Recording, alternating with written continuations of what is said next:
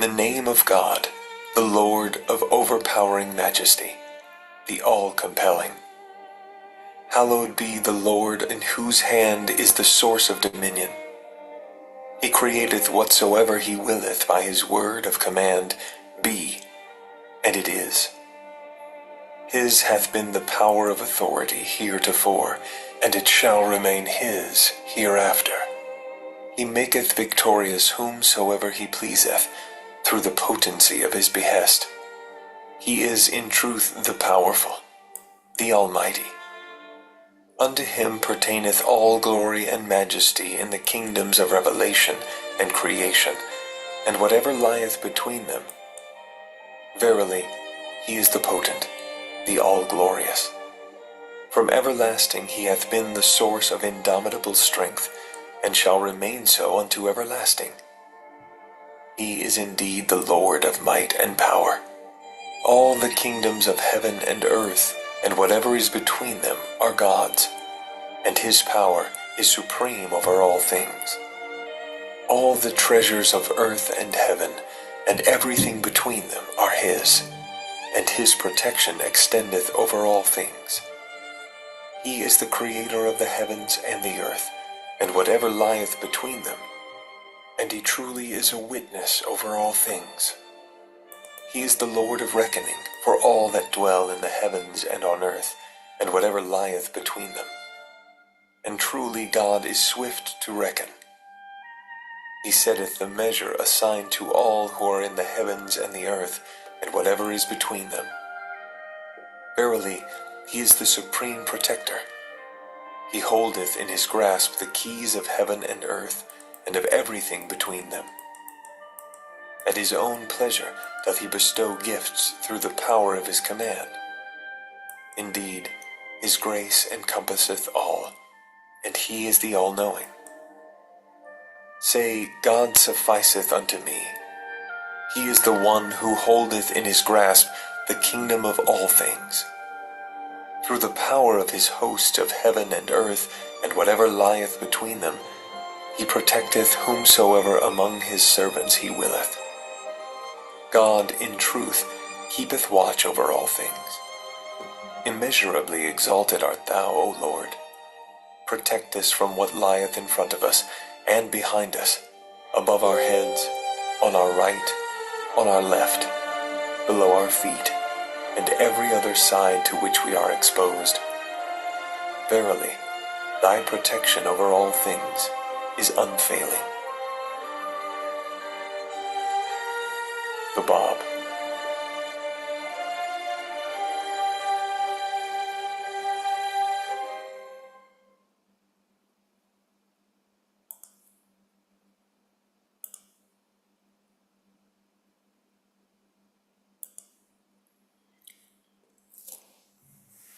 Okay, friends, welcome once again to our second session for the youth between the ages of 15 and 35.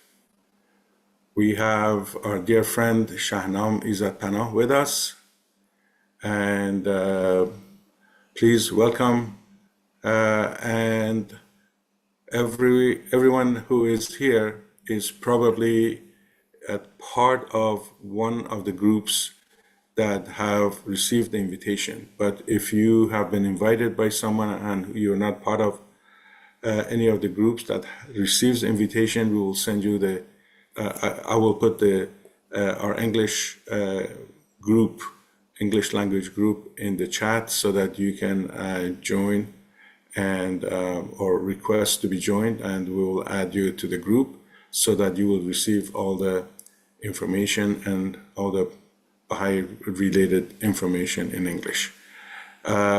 Without any further ado, please welcome our friend, Mr. Shahnam.May. Welcome, welcome, welcome.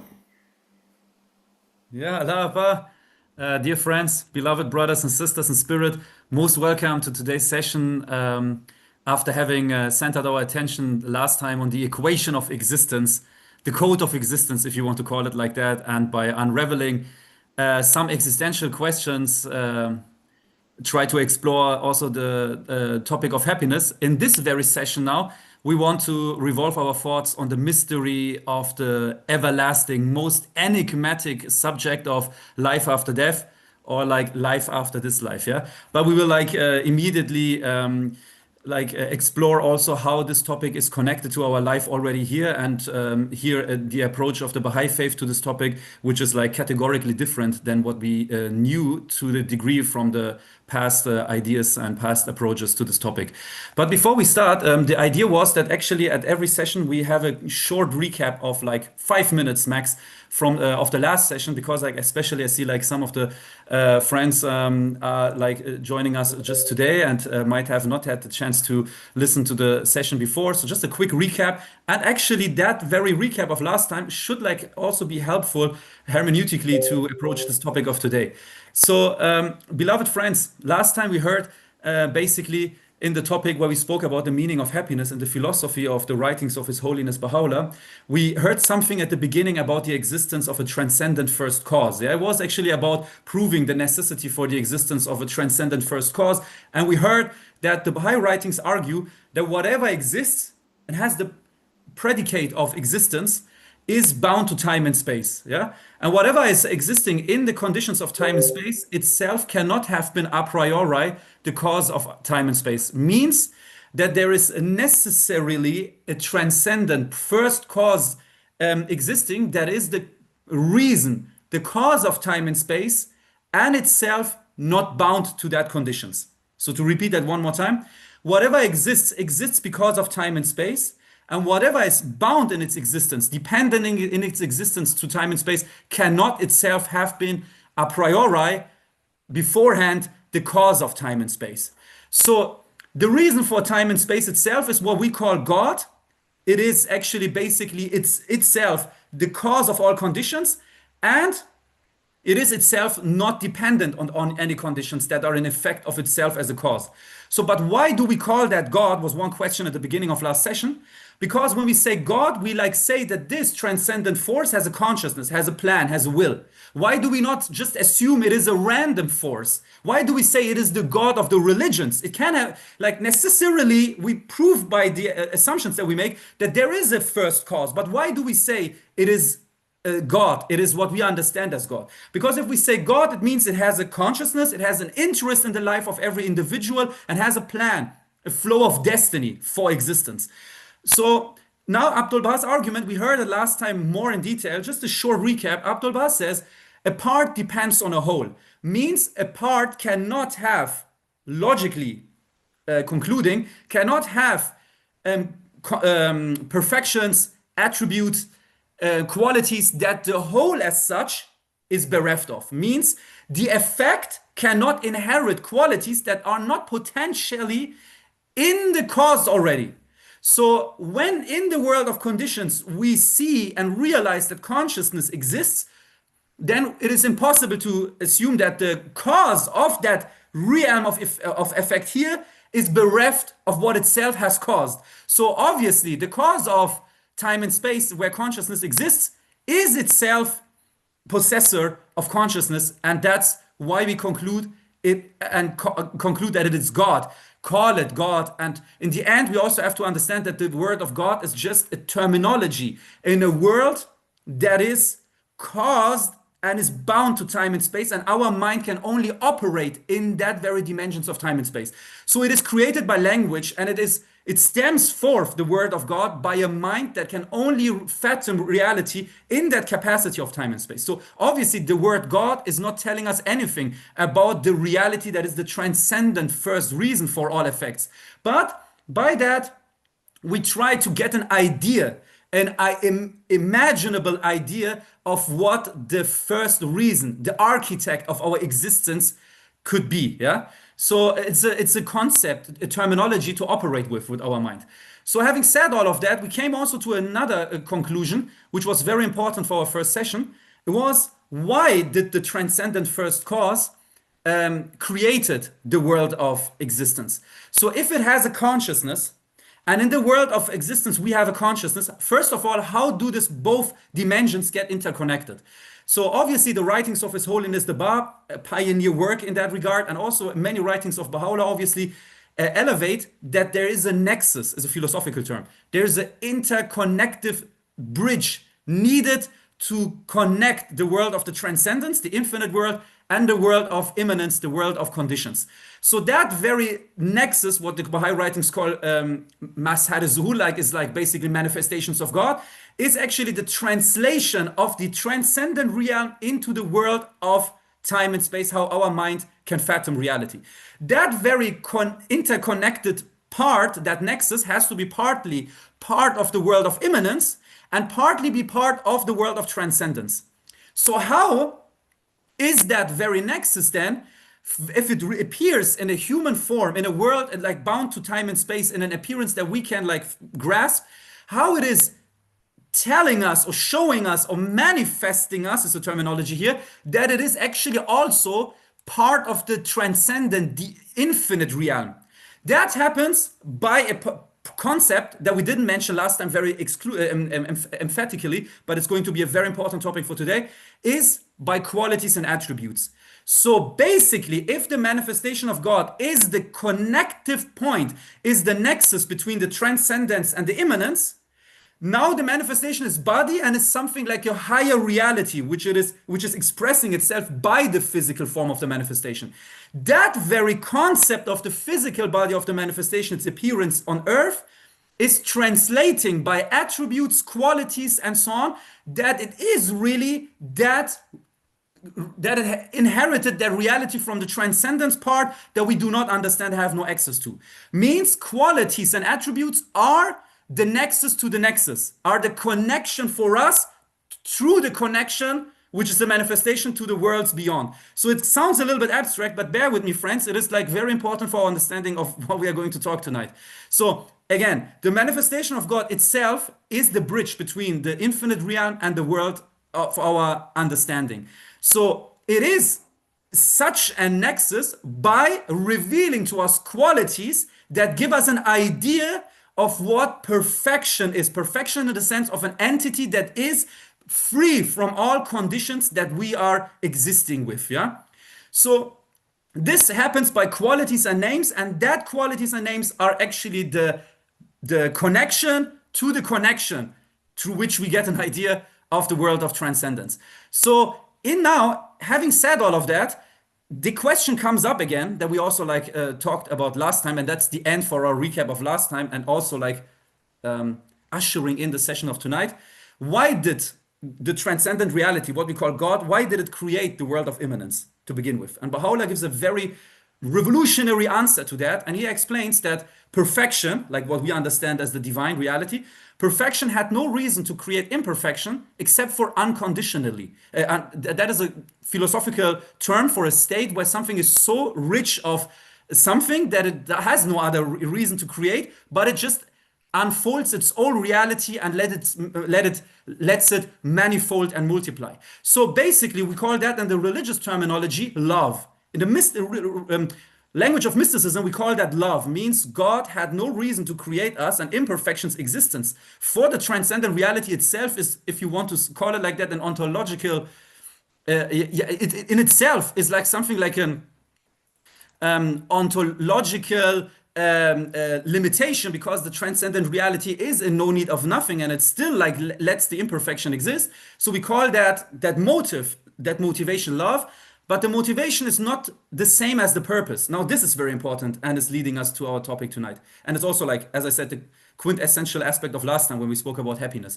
So the divine, the perfection, created imperfection out of love for imperfection to strive to become like what we understand as perfection.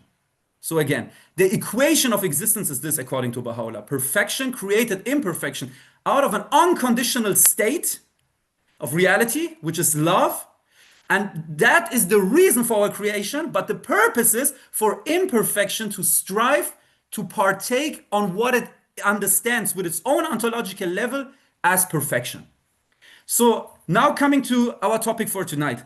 So basically, how did the divine reality create our existence of immanence? How did the transcendent reality create the world of conditions? This is something we didn't cover last time. It's the question of how. Yeah. Or if you want to say it differently, how does the essence of perfection give us an idea of perfection? When we say the transcendent reality created the world of immanence out of love for us to partake on perfection, how do we get an idea of perfection? Or co-equally important as a question, how did the realm of infinity and perfection create the world of imperfection? So this is now when philosophical approaches of the past, already like having been explored by Aristotle, Plato, and like also in Islamic philosophy, but very, very, very deeply covered also in the writings of the Bab, of Baha'u'llah, Abdul Baha, also Sheikh Ahmad and Sayyid Kazim beforehand, like gave answers and explanations to that. The creation of the world of conditions by the world of the transcendent reality happens by an intermediate world, realm, which is the world of attributes and names. Yeah, what Baha'u'llah calls the Malakuta Asma, the kingdom of names.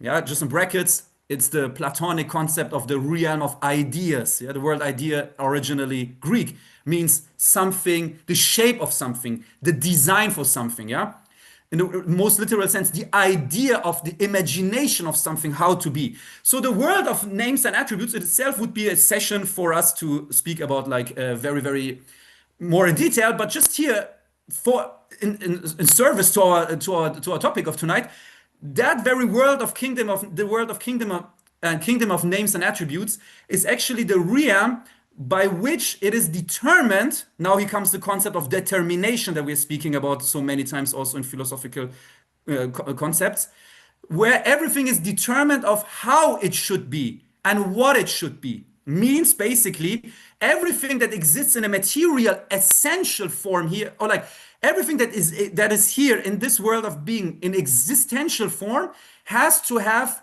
a pre-reality in form of an essence, of an idea, of a design, of something, of qualities and names that determine how that very thing in the world of being will be. And it's determining what its purpose is. And in another term, we could say, to make that topic a little bit like briefer for our concepts of tonight, that very world of kingdom and names and attributes is the world of potentialities. It is the world where the pool of all potentiality of existence is actually covered, is summed up, is pre-existing in quote unquote, means like the idea of something is there already and then turns into reality, or finds, philosophical term again, actualization in the world of time and space. Yeah. So that very other world of names and attributes is actually the cause of this world of being. So basically, Baha'u'llah explains that God, the transcendent reality, created the world of being by an intermediate reality, a force in its own, an independent world, which is the world of names and attributes. So everything that becomes something here is determined what it is and what it can be and what it should be in a different world. Everything, the material reality, and also like the peak of creation, which is the human reality. Yeah.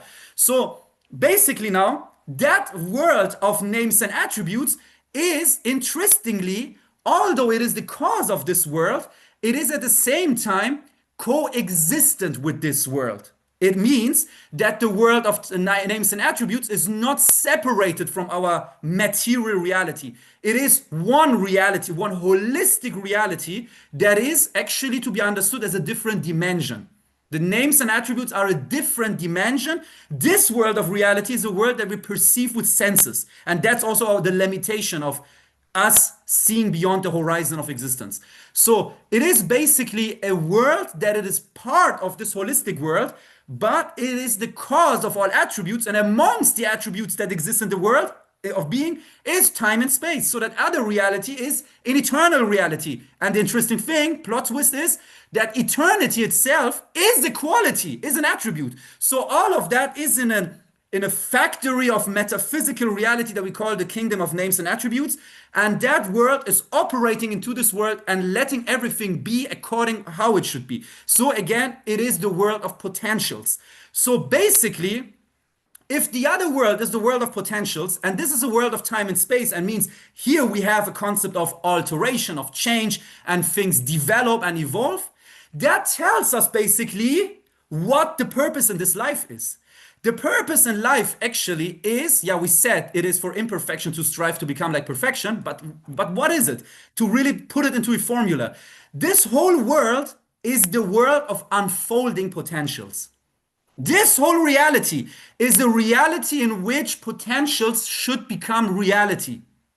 So this world is the world of actualization of a process and progress. And the other world, the world of names and attributes, is a world where the potentialities themselves are kept in their, yeah, loftiness and exaltation and whatever. So that other world, now we get to the topic of tonight, that other world of names and attributes is what we, since time immemorial, try to describe as paradise, the next world, afterlife. So afterlife, the next world, is basically the world of names and attributes. And that very world, as we concluded by the explanations of Abdul Baha, His Holiness the Bab, His Holiness Baha'u'llah, in numerous philosophical writings of them, in mystical terms. So that other world is never disconnected from this world. That consequently means something. That means that basically we do not approach logically the concept of, please do not misunderstand, we do not approach the concept of a life after this life in the most literal sense. That would be wrong. Because spiritual reality, metaphysical reality is the reason for causation. And if it's the reason for causation, it itself is not bound to causation. It doesn't have a descendance, ascendance, a coming, a going, a prior, a later. So means the other world is always omnipresent. It is part of this world, but it is another reality of perception. It is a different dimension. But that means basically we are already in the next world, but we do not grasp it as such by being bound to material phenomena. So, now basically this is why Abdul Baha brings the example of the child in the womb of the mother and saying that the purpose in the life of a child in the womb of the mother is to prepare itself for the life after the life in the womb of the mother. So it needs organs, extremities and so on, needs all of that, the senses to function well in this world, not in the womb of the mother where it is limited. So in that regard, Abdul Baha says like basically the purpose in this life is to prepare yourself for the life after. But then he says also, the quote goes on, and he explains actually, as thin as the skin of the womb of the mother is and is separating the reality of the baby from this world, in that same sense, we are already in the next world. Like the child in the womb of the mother is part of this world, but then disconnected from this world by the womb of the mother and the own system that the womb of the mother has as a system of, as a matrix of creative framework. So in that sense, we are already part of the next world, but disconnected by the material perception. So just in brackets, this is a topic for itself. But in the moral philosophy of His Holiness Baha'u'llah, whenever he says you should torn asunder the veils, you should destroy the veils, burn away the veils, it is not very just abstractly like just a phrase that Baha'u'llah uses here and there. It really means something practically. It means sharpen your consciousness to interpret reality beyond its material appearance.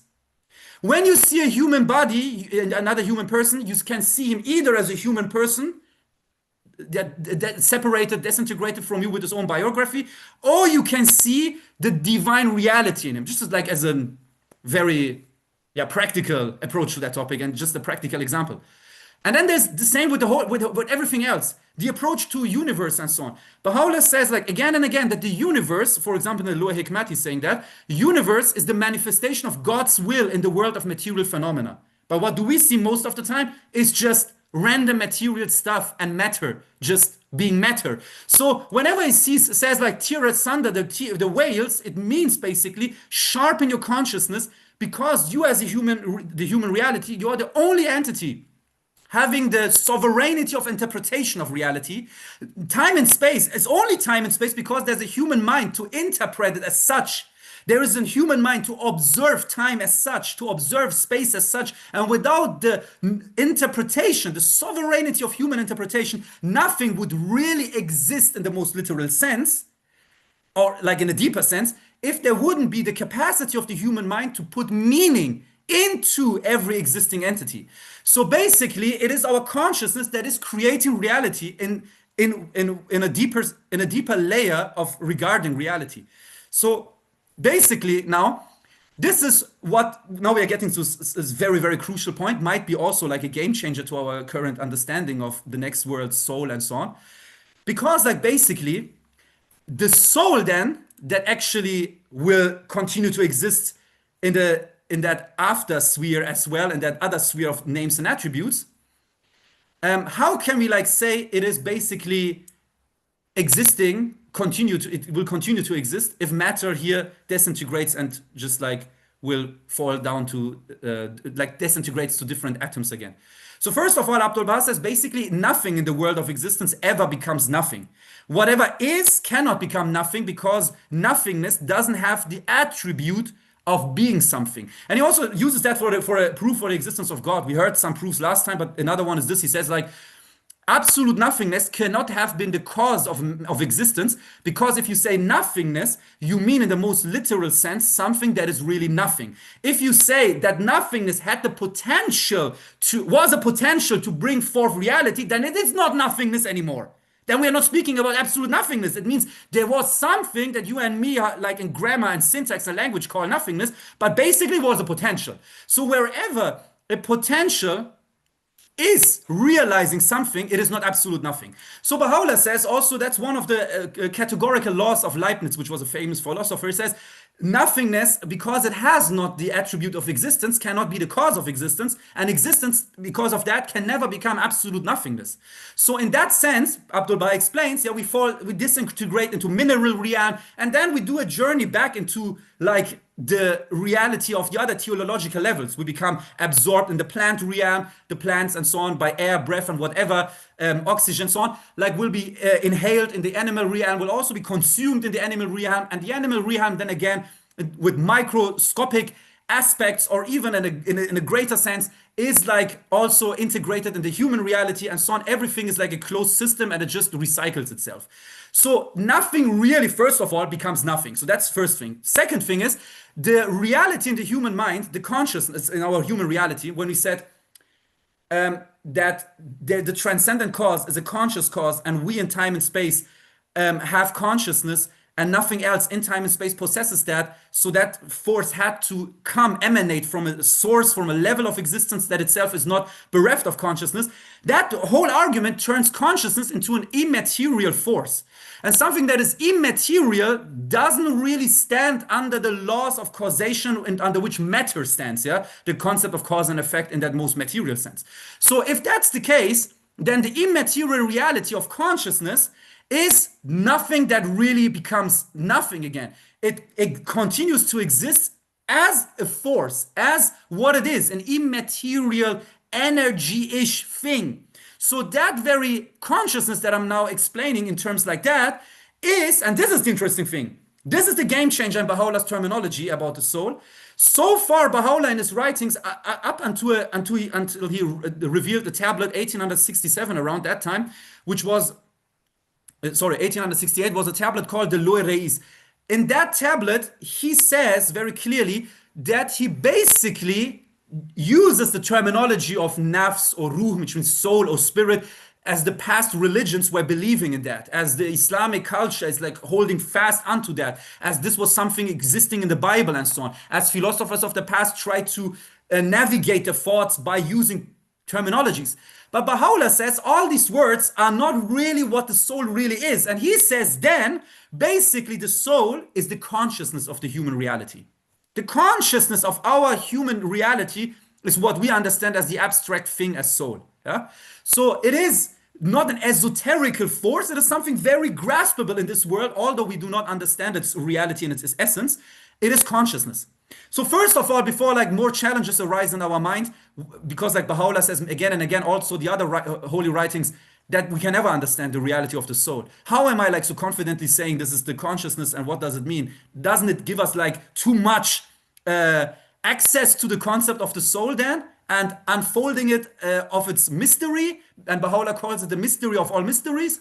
No, because consciousness as such is expressing itself in our human reality, and it is part of human reality. Obviously, something like the soul, consciousness, if it is really existing, should show expressions of its existence. So what we call mystery amongst all mysteries is this logic behind that. It's a little bit complicated at the beginning, but you will, bear with me, and then we get to the next aspect here of the things we're talking about tonight. So basically, Baha'u'llah is saying we can't understand the soul, not just because we can't understand it, it's a dogma, and we can't just think about it and come to conclusions. He gives us a logical reason for that. And the logical reason is because you need consciousness to make something the object of your observation in your thoughts. To think about something, thoughts are tools, are something to work with for the consciousness. So the consciousness is operating by thoughts, mind, reason, and comes to conclusion when it is focusing on something, is making something the center of its attention, concentration, meditation, whatever. So Baha'u'llah says, now when you want to make the consciousness the object of your interpretation and meditation and attention, you already need a priori a level, an instance that to which you are looking on the concept of consciousness. That again is your very consciousness. So again, you need another level higher than that, before that. So you need something to look on something with which you are looking at something, which should be like basically your consciousness. So again, you see like the concept of consciousness ends in an infinite regress. And that's why Baha'u'llah says you can't understand the soul or the consciousness because the ontological level of ours doesn't allow that. And it won't be different than this in 500 million years and whenever. It's just ontological impossible. You need the consciousness to be a human reality. And by human reality, I mean a force that can think and interpret and meditate and conclude. And whenever you are doing this, you're doing that by using your consciousness. So how can you look at consciousness with a level beyond consciousness? It's impossible. So that is the last resort of our understanding. And Baha'u'llah calls that, interestingly, the Sidratul Muntaha, the tree beyond which there is no passing. And sometimes in the writings, mostly, he uses that for the manifestation of God. He says the last level of understanding divine reality, he speaks about divine consciousness, is basically by the manifestation. Then later he says the end result, the end point, the end game of your understanding what the manifestation is again your own consciousness. So now he quotes a hadith of Imam Ali, in which Imam Ali said, His Holiness Imam Ali said, whoever recognized himself recognized God. So basically Baha'u'llah says, if you understand your own human identity, and what is identity? Identity is what your consciousness develops, unfolds, projects into reality. If you understand that, and if that identity is in coherence with what the potentiality of yours was, back to our first topic, the first topic was tonight was when I said the other world, afterlife, is a world of potentialities. If you are aware of your identity, and that identity is in coherence with what your potentiality was in that divine realm of names and attributes, then you fulfilled your existential purpose. You became what you are meant to be. This, as an addition to our topic 2 weeks ago, is basically the answer of the question on the question of happiness. True happiness is then being coherent with what you are meant to be. Means actualizing your potentialities. And unhappiness means being bereft of understanding A, your potentialities, and B, being bereft of becoming what you are meant to be. So now, let us a little bit reset this thought process, which is in itself enigmatically important, revolutionary, what we're talking tonight here. I can't emphasize that enough, but let us reboot this and go back to the realm of names and attributes. The world of realm of names and attributes is basically the other world. So basically, as I said, the other world is part of this world, means that we are already part of the next world. So when there's this Quranic verse in Surah 50 of Quran, verse 16, if I'm not mistaken, it says that God speaks to humanity and says like, we are closer to man, to the human being, than its jugular vein. Means that we are so close to him. So basically, what does that mean? That means basically because God is free from time and space, so that there are no measures for him. He's not closer than anything, and he's not further away than anything, because there's no geometrical measures for him. He is the reason for time and space, so he's beyond numbers and he's beyond like spatial measures, distance. So when he says like he's closer to us than our jugular vein in the Quran, what does that mean? And Baha'u'llah is explaining that.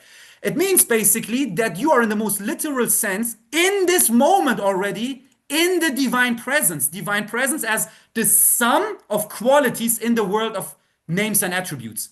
In brackets, Baha'u'llah says there's only the condition of sleep that is somehow lowering the levels of our material perception and lets us get a feeling of the worlds of names and attributes by ideas, by images, yeah, still behind illusions and images.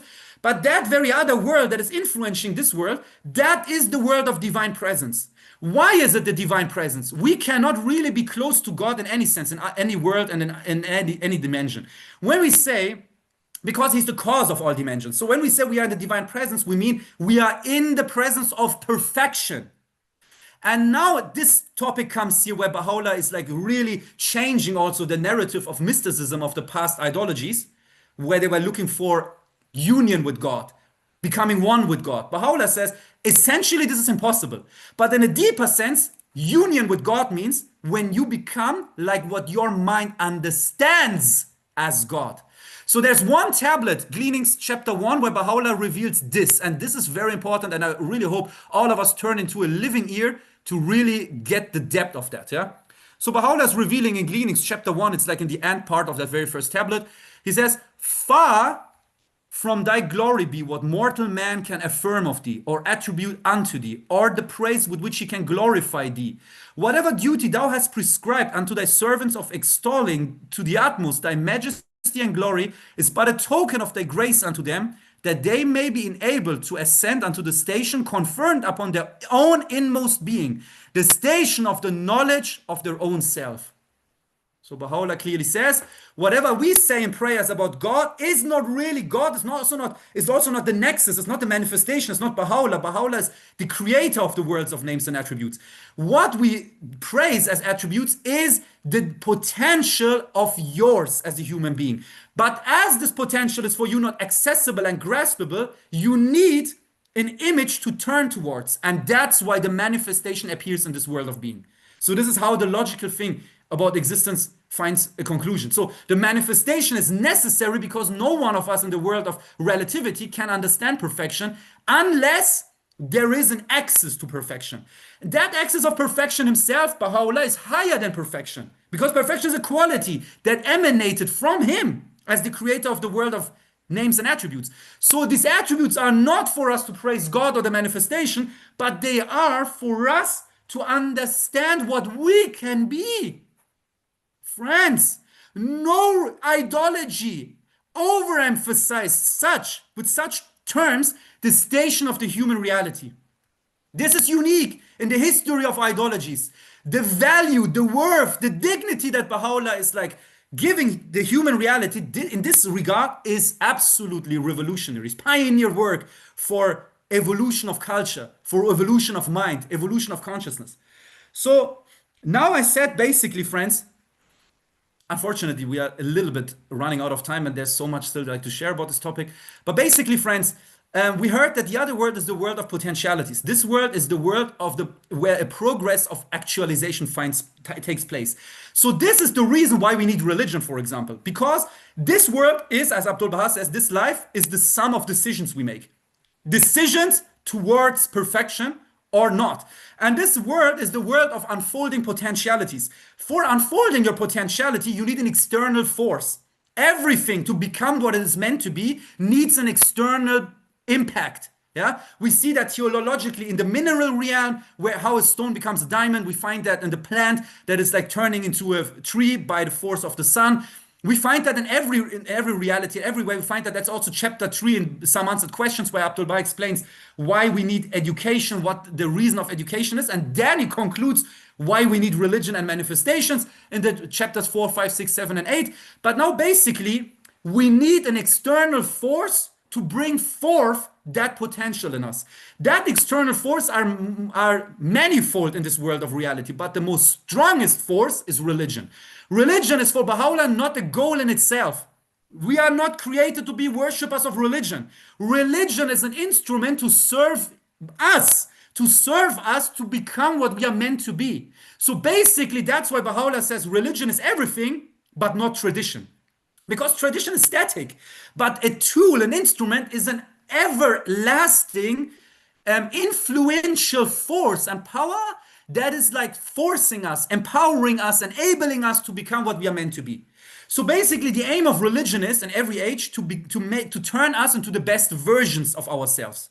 So now, basically, religion is a tool, an instrument for a higher goal, and the higher goal of existence is for us to become like what we understand as God, yeah, to partake on perfection. So other tools are education, study, knowledge. Yeah, parents, like that's the holy duty of parentship, being educators of the children. That's why motherhood is so holy in the Baha'i writings. Arts, all that concepts of learning are expressions of potentialities. That's crafts, arts, working. That's all bringing forth a potential. And that's why these kind of things are holy in the Baha'i writings. They are not just holy because, yeah, basically profession and work is just holy. Just say it like that. There is a deeper reason behind that. It is because this reality is a reality of actualization, and the reality of the divine world is a world of potentials, and you are actualizing potentialities. So this is why education, school, crafts, arts, parents as such, in their responsibility, these are all acts of sacred worship, because you are worshiping the divine potential in the world of names and attributes by taking them, by transmitting them into this material or existential reality. So also the same Abdul Baha said about religion. When he was asked what religion is by Dr. Auguste Forel, when he gave him an answer in the tablet of Forel, he basically says religion is material, intellectual, and moral education. It is basically a force to enable man to become what it is potentially meant to be. So when Abdul Baha was in America and was asked to say what is the Baha'i faith with one word, I said it last time already, he said it's empowerment. The Baha'i faith is empowerment. Religion as such is the concept of empowerment. Why? Because this reality is the dialectics of potentials and actualization of potentials. This is the whole concept of existence. This is the ongoing, everlasting divine plan to make us evolve to a higher station of realizing potentialities. So now basically another thing that we have to keep in mind is when we understood that the whole life, the existence, the concept of religion is an ongoing mode of unlocking potentialities. Now we have to understand the following. So in this world of being, we concluded last time, let me start here. We came to the conclusion that perfection created imperfection out of love. And we concluded then that love is the reason for the free will, because if perfection had another agenda, why he created us and didn't give us the free will, then he wouldn't have been perfect. He needed us to become something, but as he is true actualization of perfection, it is not a potential, we cannot like conclude that perfection is in need of anything and could still be perfect to the most defining aspect of its wording. So basically perfection as such created us out of love, and love is the reason for the free will. The free will can only express itself in a world of diversity and plurality. We said last time that we need a world of time and space for the free will to come to expression. Because if we would be created immediately in the divine realm, then there would be no chance for our free will to express itself, and by the free will being denied, the love of the perfection would be denied, and ultimately the state of perfection itself. So perfection, again, created us out of love, gave us the free will. Free will is the reason for the world of time and space to express itself, where manifold options are possible.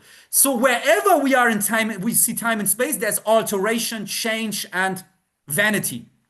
So wherever alteration takes place, change takes place, we are speaking about pain. The meaning of pain is this, that a state changes.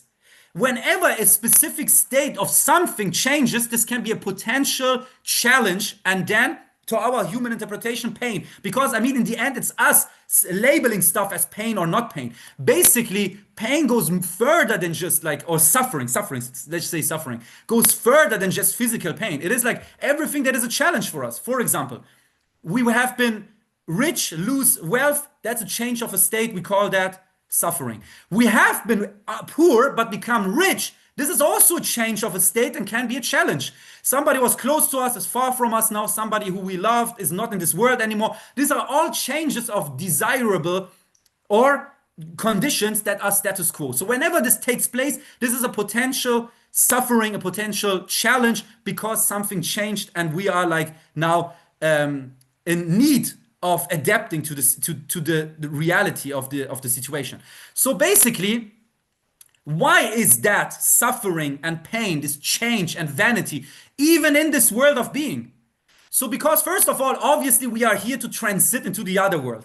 If there would be no other world, then yeah, many things in this world would be unjust because basically we would live only once and many things that would have been possible to happen would have been like an unjust destiny for us. But because there is like obviously the variable of another world in the equation of existence, all these things that happen here and that we label in the end with our human mind as good and bad, because the universe itself is not labeling that as such, these things have to have a reason.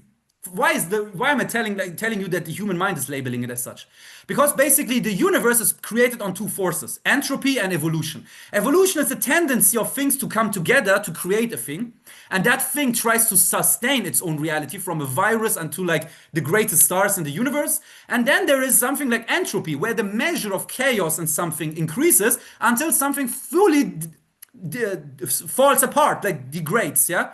So in that sense, these both forces are part of the universe. Things are existing, things are like turning into nothing. Baha'u'llah is using the example of the supernova in the Lower Hikmat, whereby stardust creation takes place. But when that supernova happens and all that energy is set free that is meant to create or recycle creation, everything until then is like also put into more or less a state of nothingness, like more or less like theologically spoken back to is putting everything back into mineral realm. So basically these are the forces of the universe and both of them are part of this existence. Now we with our human superficial minds sometimes think like, why did my grandparents pass away? But we do not understand that by looking at every leaf at the tree that is falling down at autumn and like turning brown and gray and degrading and degenerating and so on, so that nature is telling us, announcing us that this world is a fleeting world. And wherever things are fleeting, there is pain and suffering if you are not able to adapt to the flow of time and the flow of existence. So basically, whenever snow melts away, it's an announcement, it's a refreshing our memories that actually everything in this world of material phenomena has an end, basically, yeah? And that applies to the greatest stars in the universe, also to our personal life. And if it's also applicable to stars that live like over billions of years, how vain would it be for me to imagine that, for example, my parents never turn old, my grandparents never pass away from this world? How could I, with such a vain thought, where everything in the universe has entropy and evolution, and these are the rules of the framework of existence, claim that there is no loving creator of the universe just because in my life alteration and change took place? So basically, this is the whole concept of this existence, that everything is fleeting because it is a transitional stage, because it is the world where potentialities are meant to be turned into actualization. And if that's the case, then suffering, which we already has a justified reason for being here in this world of being, because basically perfection created imperfection out of love. Love is the reason for the free will. The free will exists in a world of plurality where we see suffering, and that's only because for us to choose every moment of our life to decide ourselves for or against perfection. That's basically why it is part of this reality.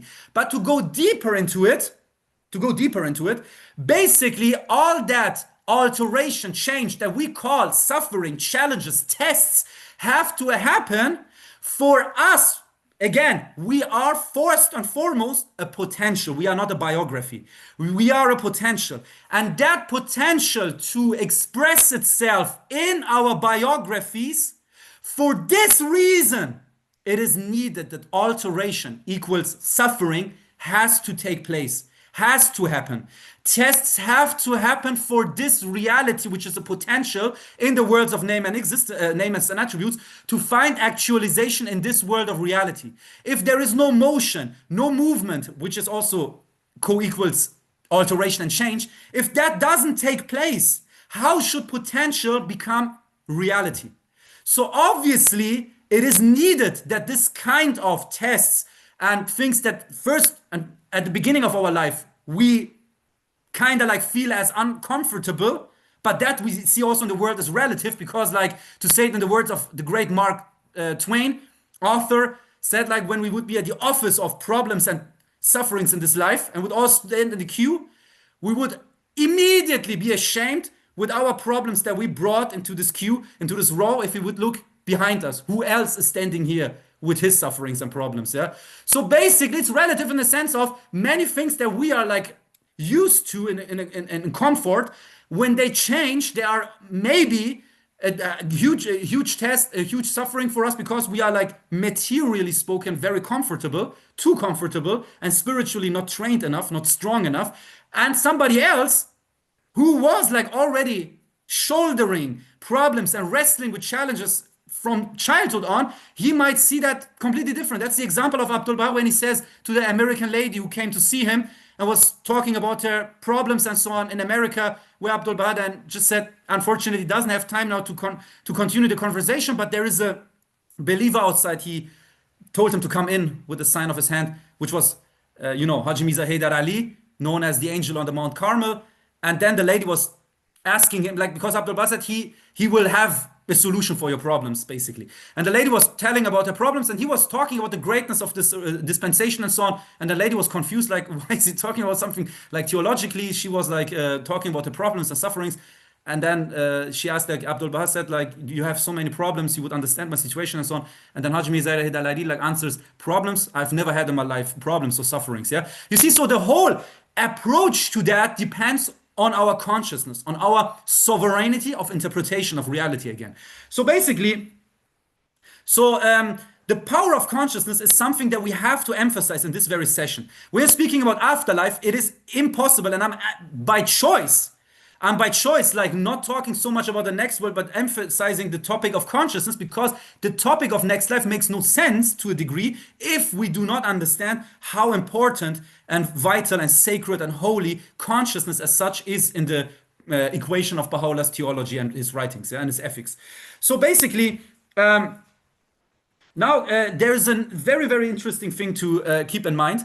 So if the next world is the world of potentials, and we are here to become what we are meant to be, we heard about that already, then there's like something that is, I really think is important to mention for tonight's session, which is a story of one of the letters of the living. His name was Mullah Hassan al-Bajistani. And Mullah Hassan al-Bajistani is numbered in Nabil's narrative as the sixth letter of the living, but actually in the Kitab al-Bayan, there were no numbers handed out to believers unless like there were like Mullah Hussein, Mullah Ali Bastami, and Qudus. The rest were just like letters of the living, and Nabil has like, I'm just saying that for the sake of completion, he just made a list of all the letters of the living, and the sixth one that he mentions is Mullah Hassan al-Bajistani, whose story is somehow interesting and helpful, maybe to a degree, for the young friends in this session today. Yeah, so Mullah Hassan al-Bajistani was one of the few letters of the living. There were just like really not many left,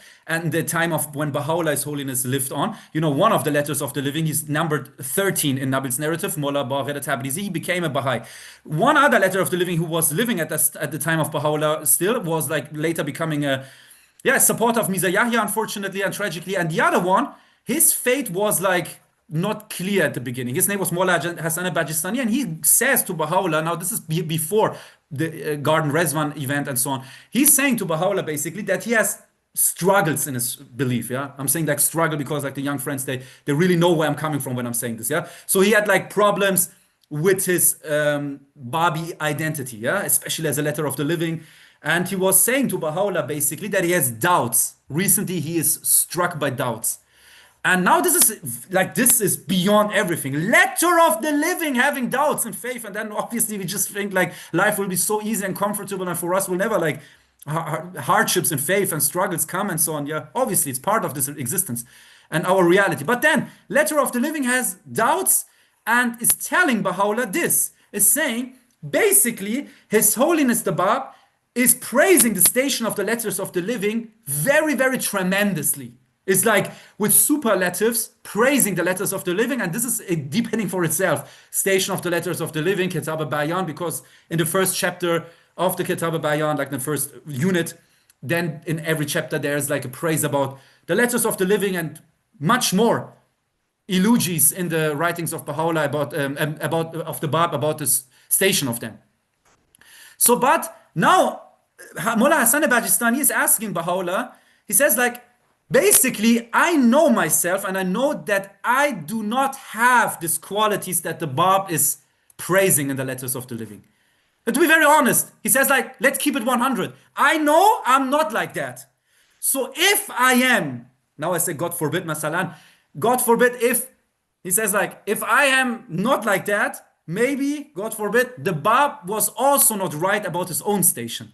If he was wrong about me, maybe he was also wrong about his own claim. So you see, the doubt about yourself ends at doubting your Lord, actually. This is interesting.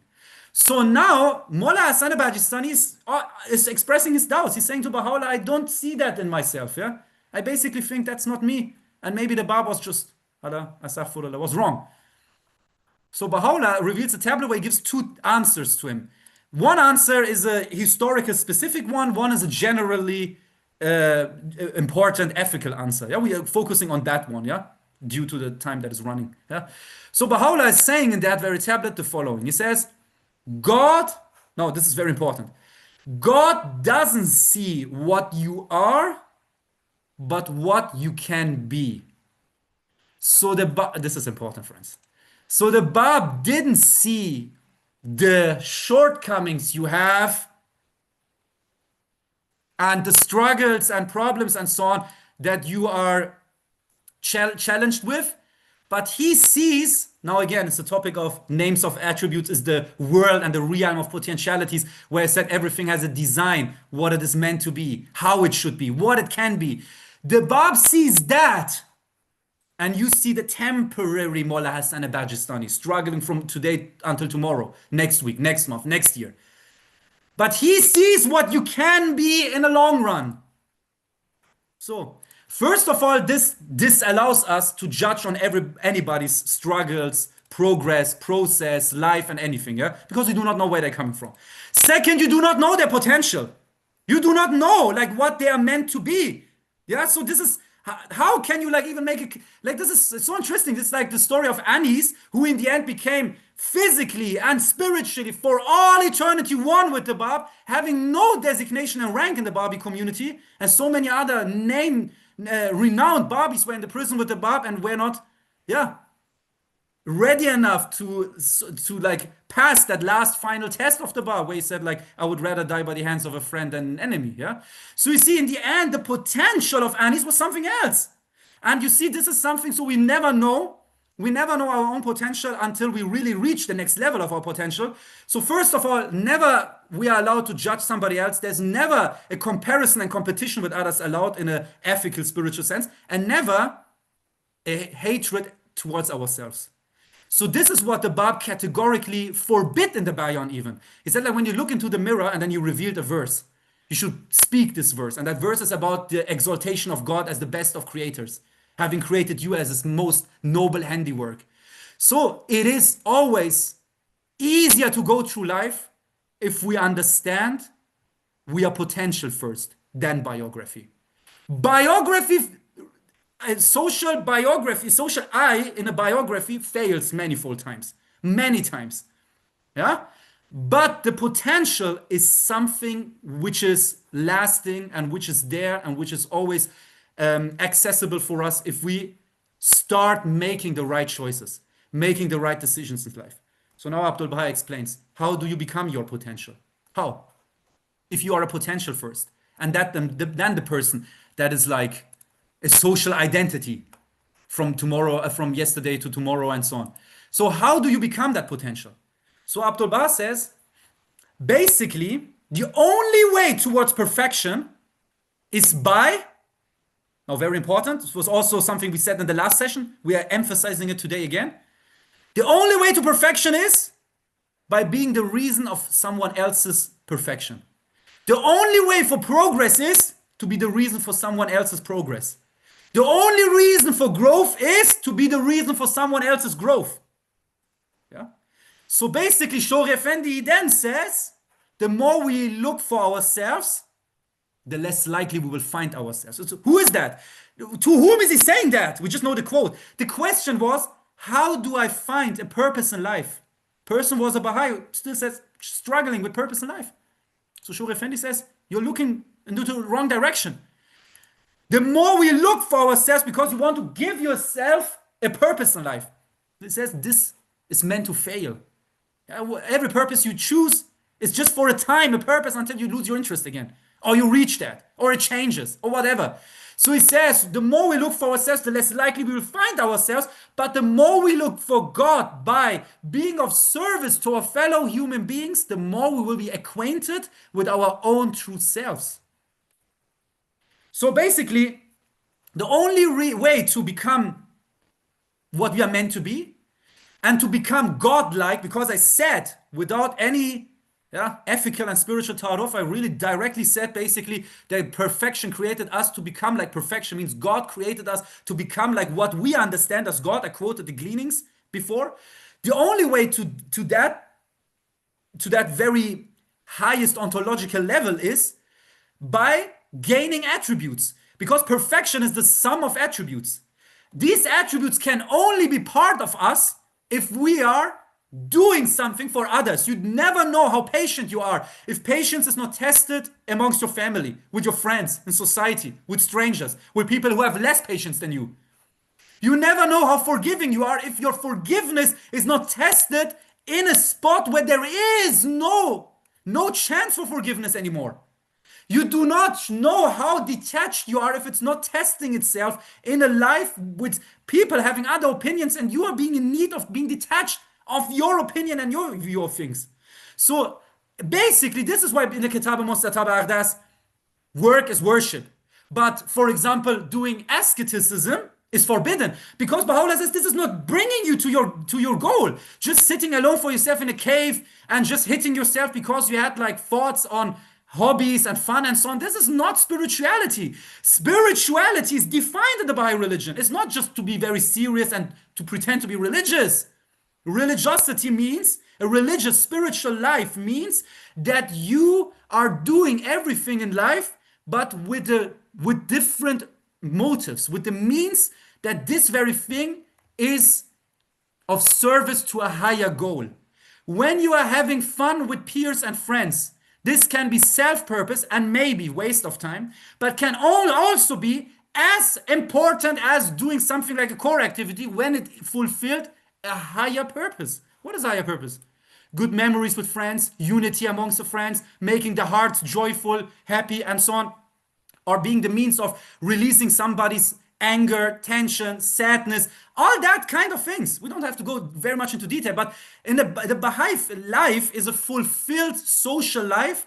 That's why, for example, Kitab Ardas makes it a duty, like obligatory prayer is a duty. Then there's another duty, when you're invited to a feast, go there.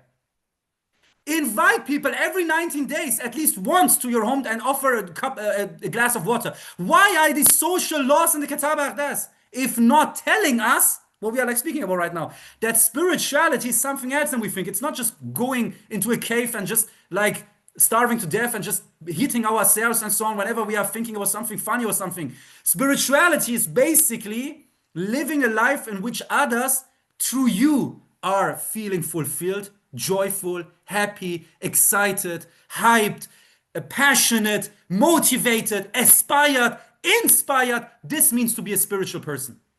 So this is when Abdul Baha says, now listen closely, he says the most great pilgrimage.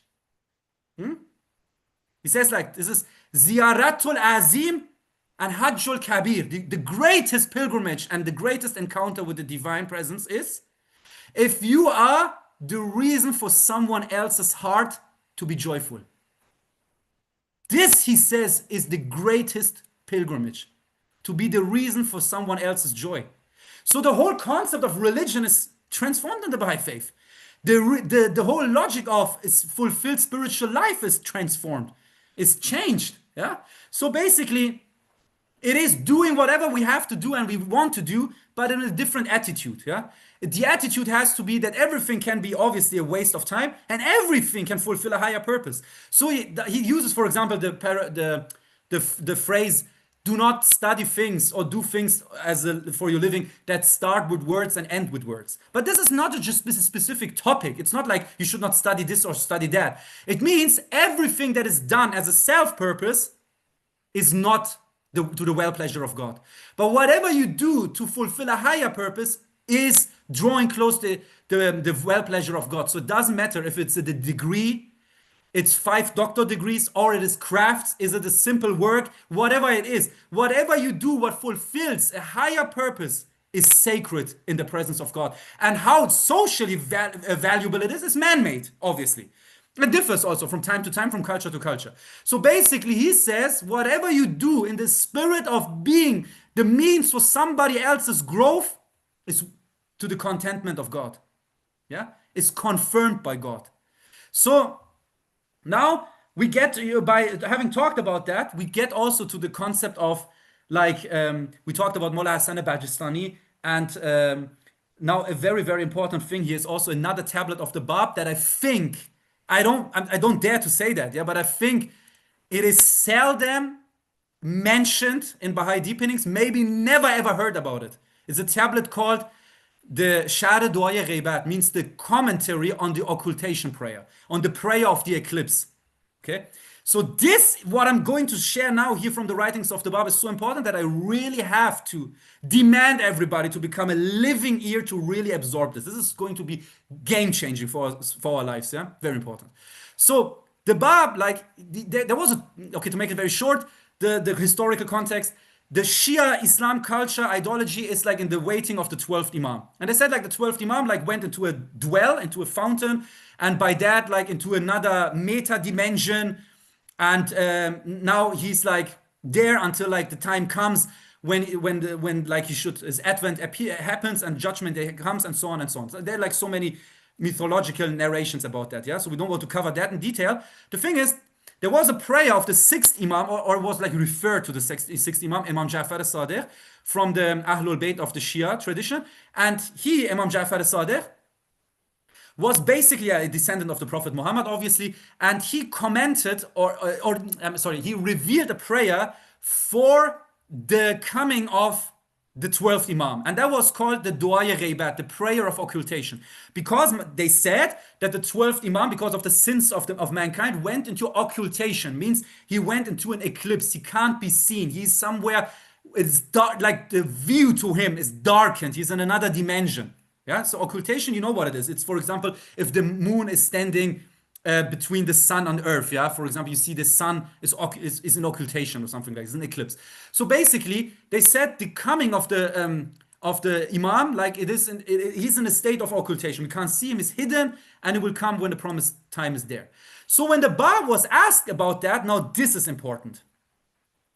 The Bab's interpretation is revolutionary, friends, revolutionary. So the Bab, he is not even like confirming the existence of a 12th Imam or something. He changes the whole thing, saying 12th Imam is not an historical figure in occultation. 12th Imam is your potential as a human being that is divine, which is in occultation behind your ego and your material desires. Your imperfection as a human being, your attachment to this world, is putting your divine potential behind occultation. So you are not what you are meant to be. Now he explains in this tablet, basically, he covers something which is from Platon. Platon was talking about the concept of amnesia. Amnesia is now a medical term these days, but it is like originally invented by Platon. He said like, we all come from the realm of ideas. Yeah. We are a potential in another world, and then we are born into this world, and we forget the original world where we came from.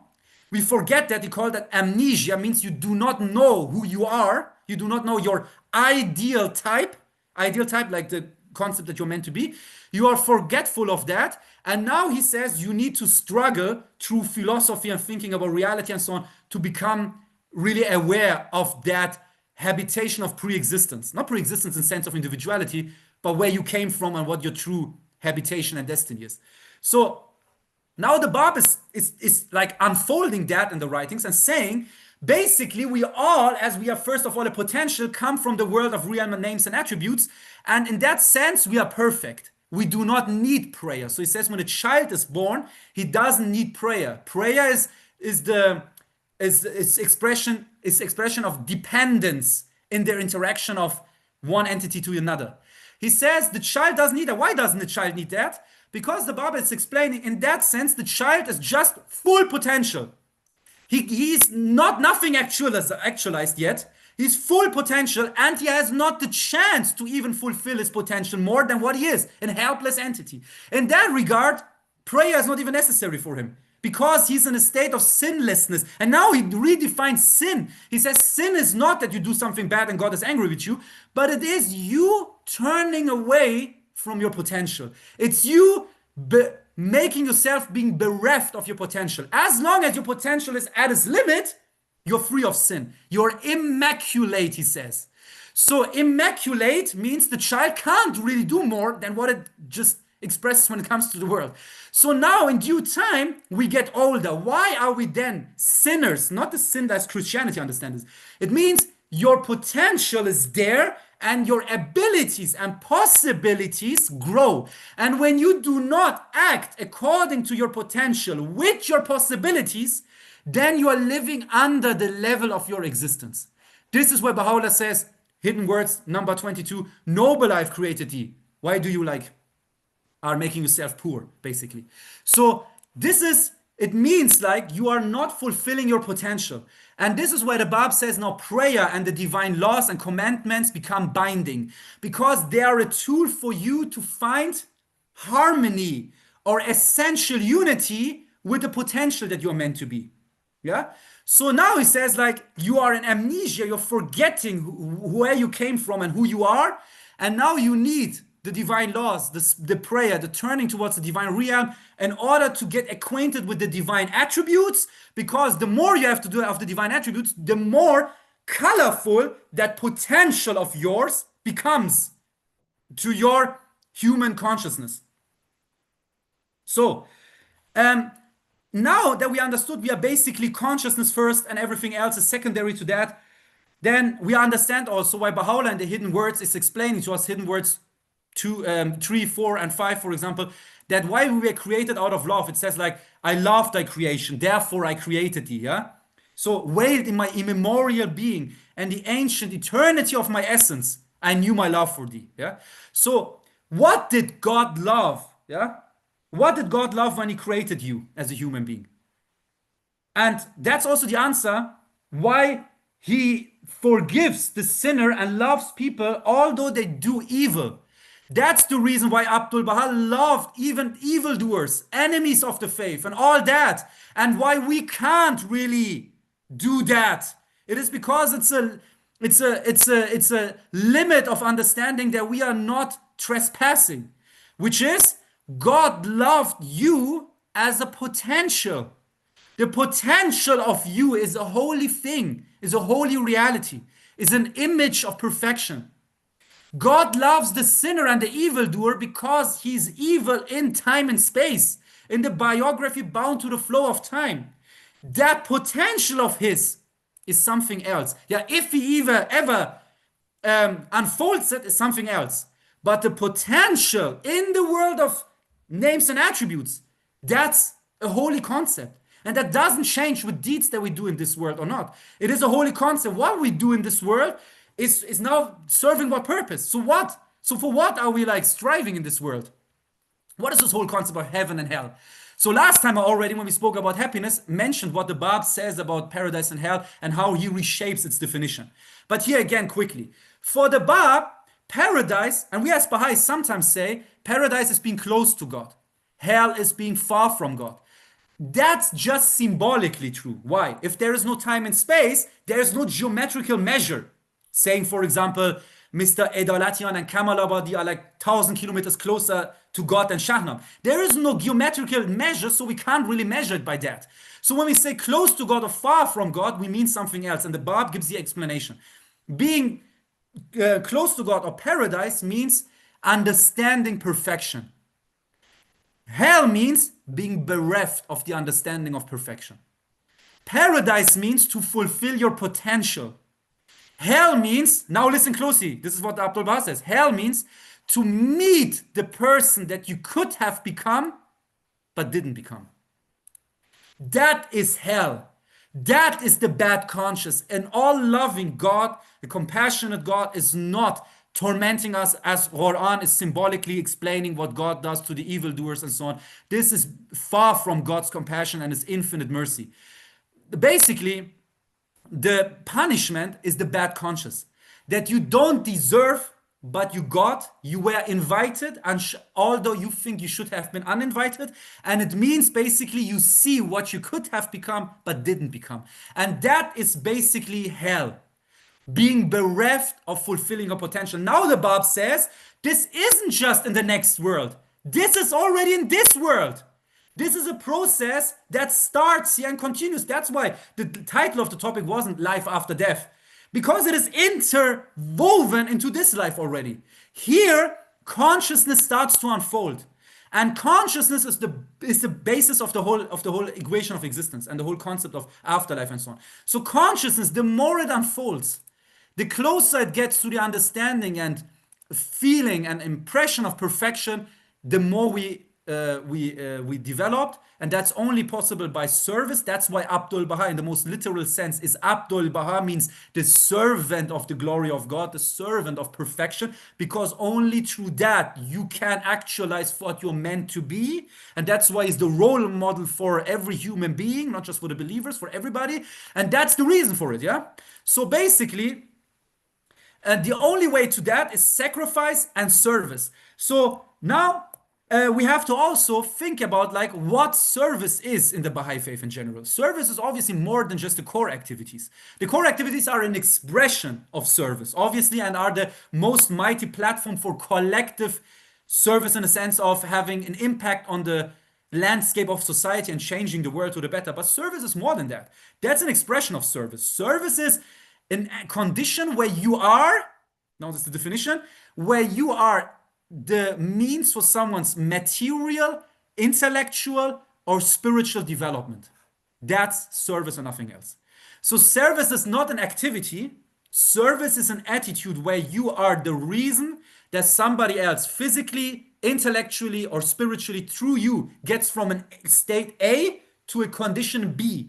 Something like a change, a growth has taken place by you being an initiator power, by being an external force, by being an accompanying helping tool. So it's turning something from A to B, like being the reason that somebody physically, intellectually, or morally develops, because this is the definition of the human reality, these threefold levels. Wherever we are the means for this, service took place. So service is the attitude of being the reason for somebody else's inspiration and growth. So it expresses itself obviously to the wisdom of the universal laws of justice with the activities that we have at hand, but a lifestyle of service, spiritual path, is more than just the core activities, obviously. It is the attitude, first of all, by which we go through life, and it is basically your attitude as a human being towards life also when you are not in the framework of core activities. Because obviously it's very easy to be the temporary best version of yourself at 90 days or core activities, but who you really are shows itself also in the other hours of the days and other days of the weeks where you are like also called upon to actually have a specific spiritual attitude towards life. So having said all of that and getting closer to the end of our session, we basically want at the some other questions, obviously connected to the concept of the spirit and so on, a soul we didn't like cover today. Also the question how the soul it turns turns into existence in this world of being, also explained in the writings of Baha'u'llah and so on. So we do all of that just very briefly in the last 8 minutes that we have, yeah? So basically, Baha'u'llah is revealing in a tablet, Loe Reis, the following quote, which I want to share with you, friends, and it's going to change our understanding of the concept of soul tremendously. Baha'u'llah says, no doubt that the soul, which is common to all men, cometh forth following the commingling of things and after their maturation, as thou dost observe in the germ. Once it has developed to its predestined stage, God manifesteth the soul that was latent within it.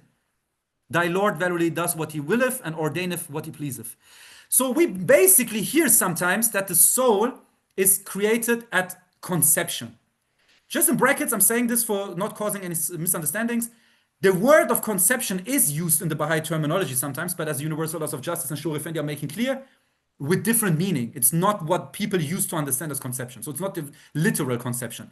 So when we speak about creation of soul, it's not at conception. Baha'u'llah clearly, and I mean it's really new maybe, because we are also with the backpack of the past religions, we're educated to see the concept of soul like that. Baha'u'llah clearly says, the soul comes into being by the commingling of things, and after a while of maturation, so a process has to take place, and after it has developed its predestined stage, and it doesn't mean in a spiritual sense, he says, as you can observe in the germ, which is the Arabic word for that is here nutfeh, means like in a very biological sense. So basically, Baha'u'llah says it's not that conception, what we all like used to believe. But he goes further than that. He goes further and says even the question how the soul is created is a wrong question to begin with. Why is it wrong? After all we heard today, we understand now. Because if the soul is a metaphysical concept, it doesn't stand by the rules of causation of the material world. It doesn't have cause effect physically. So only things can turn into existence that are physical, material, matter and reality. Whatever is beyond material reality cannot stand under the determined concept of causation. So Baha'u'llah says the question is already wrong. The soul isn't really created in the sense of matter being created. He says the soul that is common to all men is then, he says, like the commingling of things, maturation, he says then, once it has developed to its predestined stage, God manifested it, the soul that was latent within it. So not the soul is in the most literal sense created, and conception thing, please friends, forget that. That was understanding of Baha'i faith from yesterday. That's wrong. So it is not at conception and it's not created at all. That's why the letter is also of the universal laws of justice in the new Rui 1, and we sometimes misunderstand it because it has a context. The universal laws of justice says there can't be an answer about how it is created. And the reason is this, what Baha'u'llah says here. Because the soul isn't even created, because universal laws of justice is saying we would treat things like basically, that's the gist of it, if we like really look at it hermeneutically, that only things that are matter and no causation can be like said, it is created then and then. But things that are not material in reality are not created to begin with, because creation is an act in the world of immanence and time and space. So the soul is a potential, again, back to our main topic, potentiality. So the potential of soul always pre-exists. What is the soul? The soul, and then now see, look here. Baha'u'llah, look, this is 2 sentences of Baha'u'llah, 2 lines, 2,000 layers of meaning. Friends, listen here. It says, the soul that is common to all men. It's not, there is not even individual souls having pre-existence. This is wrong. Obviously, Baha'u'llah categorically rejects that. He says the soul as such is one common force, is one common reality, is one absolute force. Why is it absolute? Last time I said it 2 weeks ago about when we talked about God.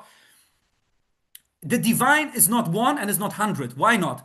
If God is the reason for the world of immanence where time and space exists, and only in time and space we can speak about diversity, plurality, and numbers and amount of things, God is the creator of numbers. He's not 1, he's not 100. He is an absolute reality. And numbers only exist in the world of time and space. This is also something new, and anything else other than that was Baha'i understanding from yesterday. So basically there is no time and space for God, so he's in no number. So he's an absolute force. Everything in the world of metaphysical reality is an absolute force. The manifestations of God are one absolute reality. Muhammad, Bab, Baha'u'llah, Jesus are one as that intermediate force. They appear in different forms in the world of time and space where there is amounts, but in the world of transcendence, they're one absolute force.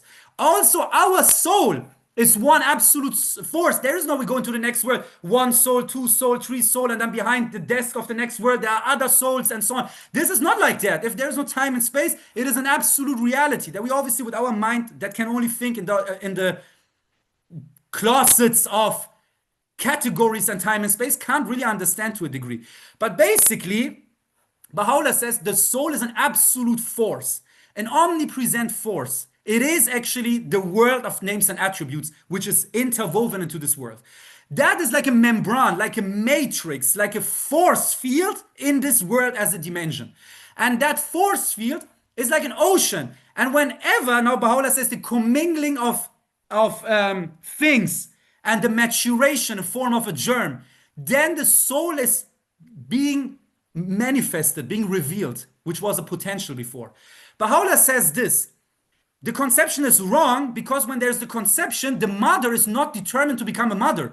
Until not, biologically speaking, implantation has taken place, the naudatio is the implantation hasn't taken place. You can't even say that the journey of something biologically becoming a child isn't even taking place. So where is the soul then? If there is no concept of physical human, how could you say, how superficial would that be to say there was a soul already? So if the preconditions for becoming a human biologically are not met, obviously there's no soul. So Baha'u'llah is saying this, and we know like by science, it is for earliest the 4th day, 5th day in average, until latest the 11th day biologically, where the concept of preconditions falling in place for the mother to become a mother, obviously later she can also lose the child tragically, but I mean like the first time where the preconditions are met is in that frame, and that is where Baha'u'llah says the soul is latent in that concept and then reveals itself.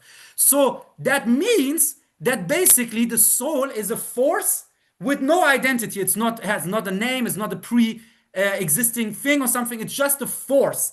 And that force is like a magnet. Our human preconditions biologically in the womb of the mother, being destined to become something like a human being, journey of being in the womb as a child, when that starts, the soul is like a ray of the light, Abdul-Baha says. It's actually like one specific wave in that unnamed ocean of force is then drawn close to that. It is reflected by that. It is caught by that. We are catching the concept of the omnipresent soul, and now we are filling it with individuality.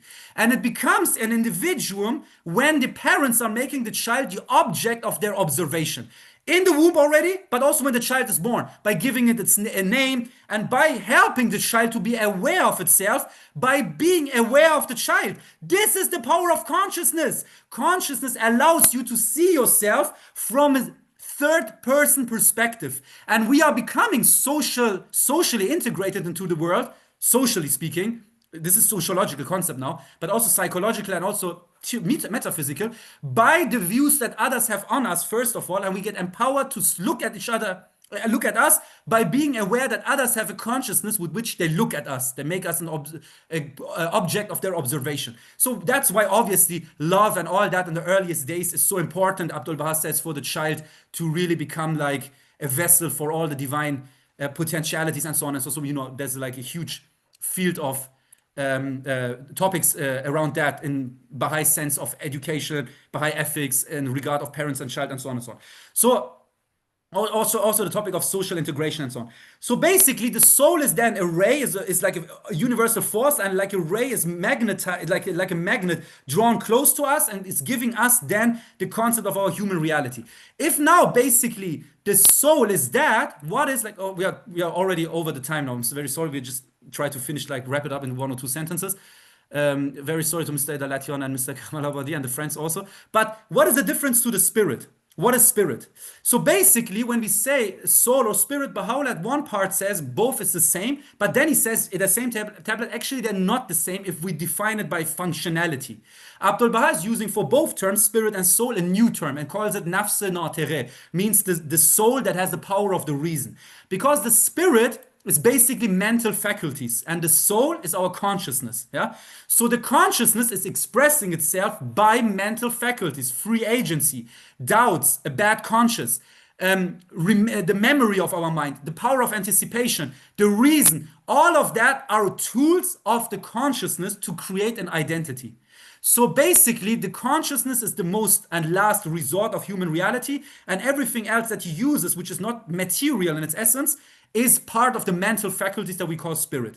But why do we then, because this question might come up, why do we say that Abdul Baha is saying plants have a spirit, mineral has a spirit, animals have a spirit? What do we mean by that? So basically, in order to make that short, the prime, the spirit is actually by Abdul Baha not defined as an entity that is like really esoterically in something, as we would say human beings have a soul. Like the spirit is the prime cause of the manifestation of distinctive effects and attributes inherent in each category of existence. So for example, if the mineral spirit is the source of resistance and existence and atoms to become molecules, this is the spirit of mineral realm. It is something higher than the prior level, which is non-existence. So the vegetable spirit is the feature of its distinction to the mineral realm. It is growth. The spirit in the animal realm is the power of sense perception.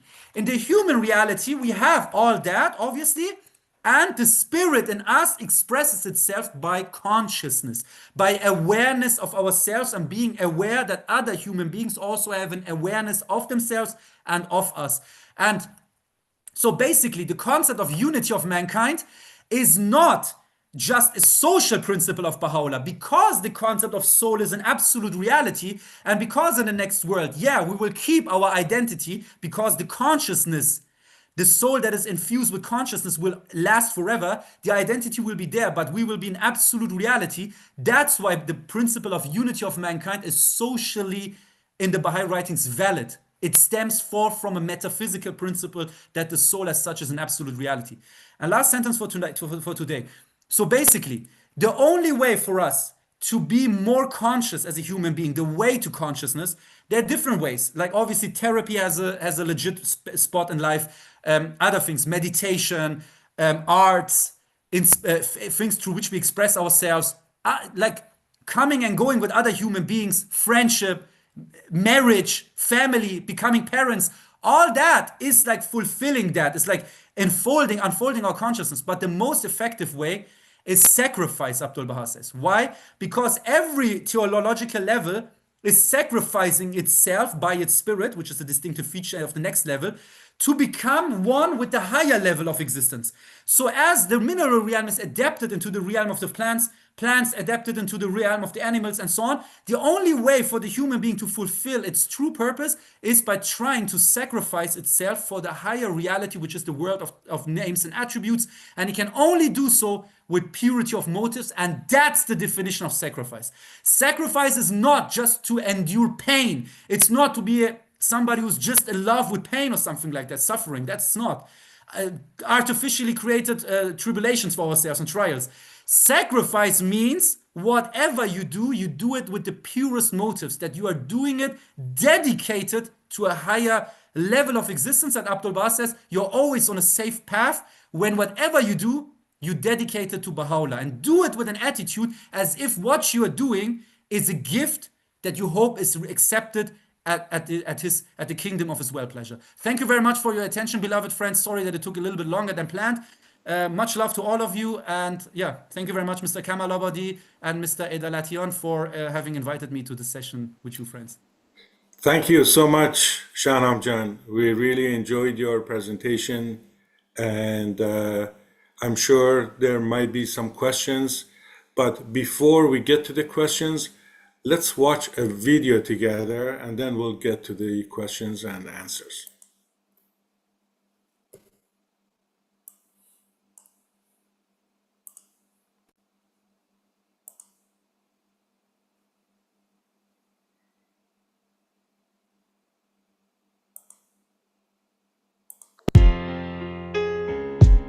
This song is dedicated to the 10 Baha'i women who were executed on June 18th, 1983, in Shiraz, Iran, simply because of their faith. And to all who work for gender equality in Iran and around the world. No force on earth can stop an idea whose time has come. And ever since the beginning of time, no night in history can stop the rise of the sun. Every page, every chapter, every word, every letter has a purpose in the book. Our story is one, from the page to the tongue. The words and the lyrics of a song aren't alive until the melody's sung. I sing, on that night in Shiraz, 10 women as one, standing up for justice and equality. What a sight as she rose in the dark of the night, like a sun for the ones who have eyes to see. What was their crime? Teaching children to love all of humanity. What if that was me? What if that was me? The struggle is long, but one we will overcome. For in the pain and the sacrifice, the glory is won. The light of their spirit as bright as the sun. We honor the name, our story is one. Ezat, you earned the most exalted title of a martyr with your daughter. What an honor. Nozrat, a faith in God that would guarantee that this cause will see ultimate victory. Tahareh, through the torment and torture that you endured, you kept the spirit and heart so pure. Zareen, so devoted with a heart like gold. Now your name will be remembered all the way to the golden age. Mashid Akhtar, in the dark of oppression, you both shine like the moon and the stars. Shaheen, so detached from this world like a falcon in the breeze, soaring heavenly. Samin, even in the face of death, you kept smiling, cause your spirit knew the silver lining. Roya had the vision too, welcomed what the villain would do. Mona kissed the rope as her life was severed, now their spirits live forever, yeah. The struggle is long, but one we will overcome. For in the pain and the sacrifice, the glory is won. The light of their spirit as bright as the sun. We honor the name, our story is one. Turn back to the beginning of the book. In the sight of God, men and women have always been equal. Take a look in the pages of our history. Any lack of progress from women was the result of lack of opportunity, often put in place by men. And these systems of patriarchy are still causing oppression, trying to silence their voice and take away their choice and deny their human rights. So we continue the fight as we enter into a new chapter, where the theme is gender equality at a level that we've never had. Turn the page and remember that you are an actor in the spiritual drama, ready to reach a climax where men and women are equally strong. Like two wings of a bird, can't fly on our own, need both for humanity to soar. We are one till we reach gender equality. The story isn't done, no. The struggle is long, but one we will overcome. For in the pain and the sacrifice, the glory is won. The light of their spirit as bright as the sun. We honor the name, our story is one. The struggle is long, but one we will overcome. For in the pain and the sacrifice, the glory is won. The light of their spirit as bright as the sun. We honor the name, our story is one. What if that was me? What if that was?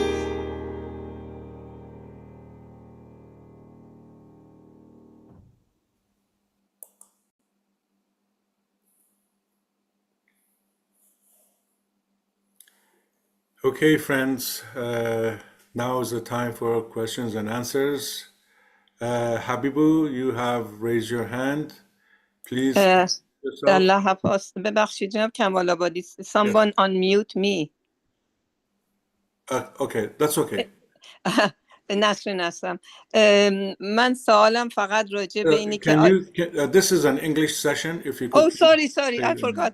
I am sorry. My question is it possible that we see this video again? Do you post it on YouTube or not? Yes, sure. I will share it with people. Thank you so much. Thank you. Yeah, definitely. Okay, Habibu, please unmute yourself. Yes, go ahead. Yes. Thank you. There is so many informations, and it was very, very helpful.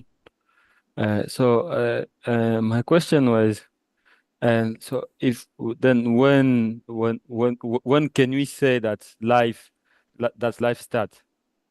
Because now I'm participating in a session of a reflection of pioneers. We are trying to see how we can move the clusters. So and it's like all the conception that we had in the old book one now is changing, and this was the question that the friend was asking when we was doing the study. Yeah, first of all, thank you very much for your very interesting question, Habibu. Very nice to get to know you, like a brother from Congo. We heard a lot here also in Germany about the activities that you friends have in Congo, so it's like a pleasure for me to get to know somebody from there. And yeah, so basically, it's not.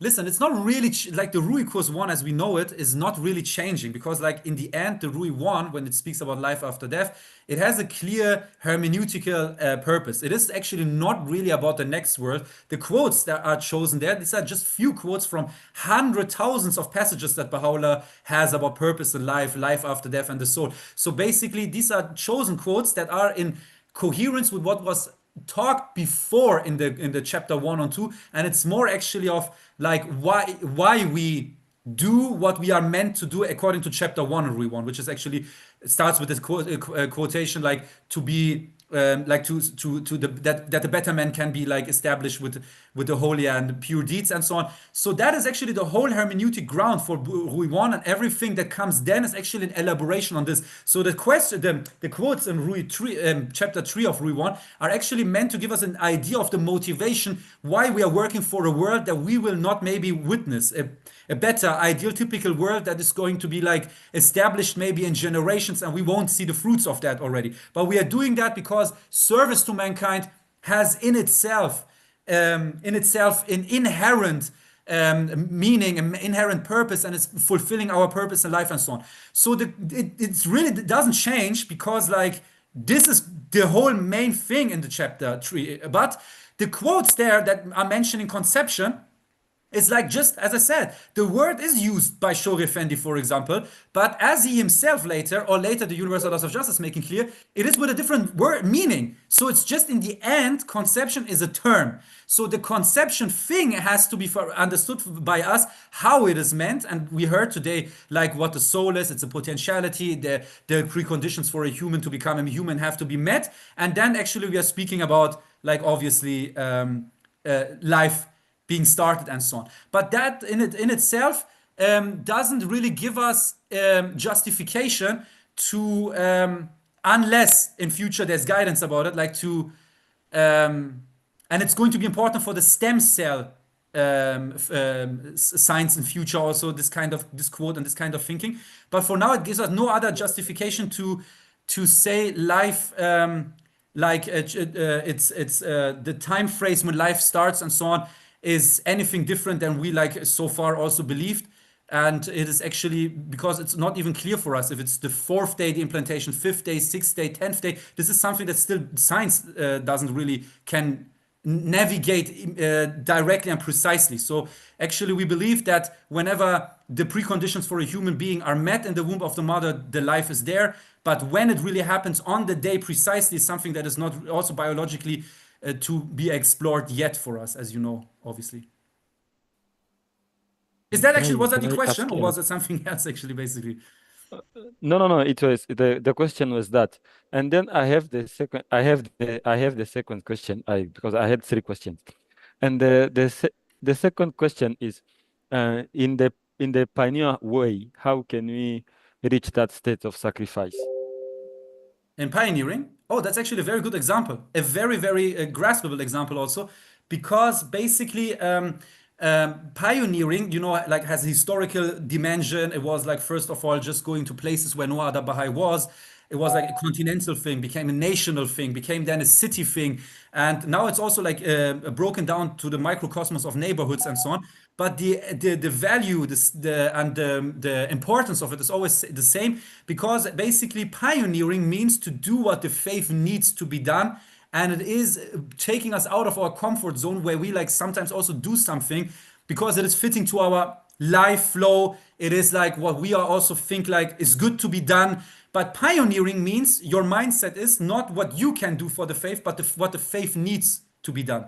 So this means pioneering means actually that your preferences and so on are completely changed. Priorities are changed. You are doing that and you're like directing yourself, focusing yourself on what you really think is necessary for that very state of the divine plan for the faith to grow in that very world landscape in which you are moving and in which you are integrating, yeah, yourself and interconnected to. So yeah, basically service in all capacity is always important. Pioneering has a special feature. Pioneer is not everybody. Pioneer is not just somebody also who moves in another country for another reason and says, now I'm new part of a new community. Pioneering is really with that spirit. First of all, the motivation. Second, what I just said, that you are also willing to do what the faith and that very specific district where you are needs for reaching the next level of its development. I'm trying to keep the answers very short because I mean like that topic itself is a huge topic, pioneering like the dimension of it, station of it. But I mean, if that's something you like to have a deepening on, I'm very sure that Mr. Kamalabad is putting that on the agenda. Yeah. Sure, Okay. definitely. So what was your third question? I just forget it. Maybe it will come back again. It's okay. That's okay. Thank you very much. Okay, you can raise your hand again if it comes back to you. Thank Much you love for to your, you, Habibu. Thank you. thank you for your questions. Rebecca, please open your microphone. Yes. Go ahead. Thank you. So I'm wondering, how do people with severe mental disabilities who can't do anything for themselves acquire virtues for the next world? And, like as Baha'is, if we should use all genetic engineering technology available to get rid of with people with severe disabilities who can't talk, reason, or who will need 24/7 caretaking? Or is God okay with some of us having mental disabilities and limited capacities in this world? And if there's a special purpose of some people in this world having severe mental disabilities and limited capacities?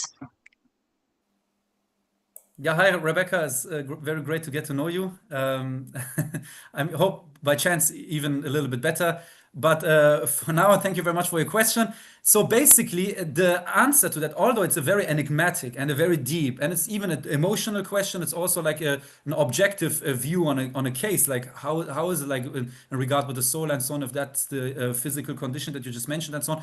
But it's actually the solution of that is very easy, and it's like Abdul Baha gives us that in several parts in his writings, and we also can like conclude from what we heard today. So let me start here. Wasn't part of your question maybe directly, but let me start here to say first of all for everybody, like basically the soul is an immaterial reality and is not touched by physical ailments, obviously by physical limitations. Something that is immaterial can't be really touched by that. So the soul doesn't know the concept of getting weaker, getting crippled, or getting somehow different. We also sometimes say like people like they're damaging their soul or something like that, but that's also in a deeper symbolic sense. We actually mean that they're not unfolding their potential. The soul itself is free of sin, it's free of regress. There's no going back for the soul. The soul is what it is in that world of potentiality. This is what we are saying. We have to accept that our symbolical allusions, references, otherwise it makes no sense. So the Baha'i metaphysics, they do not support such a thing as to say like the soul is really damaged, or even like covenant breakers or something like that, they lose their soul or whatever. The soul is what it is. But what we mean by regress and so on is your awareness of your potential, or you not having not unfolded your potential and so on and this and that, or not partake on perfection, which is the whole greater matrix of the worlds of names and attributes. So coming to your question now, having said all of that, so basically, we brought the example in the prayer of the comment on the occultation prayer. I mentioned that the Bible was saying when a child comes on earth, it doesn't need to pray or something like that because it's sinless, it's immaculate, and it is pure potential and has just the capacity to be potential, not more and nothing else is expected of it. So that's why Abdul Baha basically said in some answer questions, if children pass away in the womb of the mother, they are already in the state of what they are meant to be. Because why?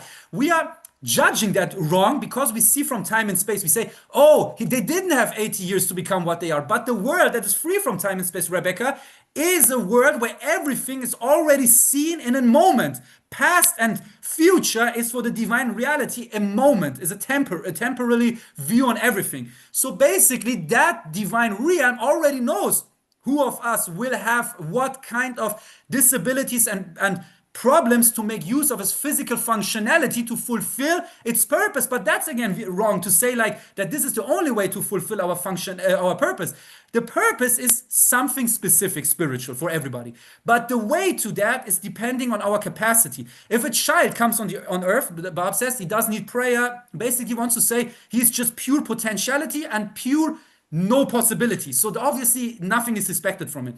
When he raises and grows, then obviously he has potential. He has the possibility to grab deeper into the back of his potentialities. If he doesn't do that, for that he's accountable. But somebody who's bereft of possibilities, it's always a dialectic of potential at one hand, Rebecca, and possibility on the other, or capabilities, we can say. So it's the question of the Baha'i writings call it station of the soul and then the degree of the soul. So, or the degree of our human reality.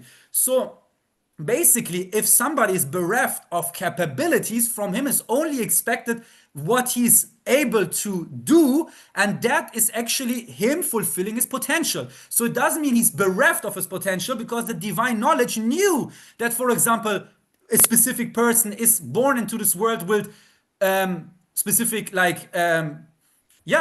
disabilities and so on. And obviously, if that was part of the design in the other world, how he should be, what he should be, then we can't say he's bereft now of chances, and this is unjust. It is just unjust for the superficial view of ours that we think somebody's bereft of human joys that we know are also kind of a blessing in this world and so on, and human health and so on.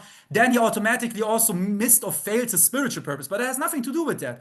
Everybody has a function, like the human reality has a potential and has a functionality according to capabilities. If the capabilities are specific, huge ones, then also the responsibility and functionality is a specific one.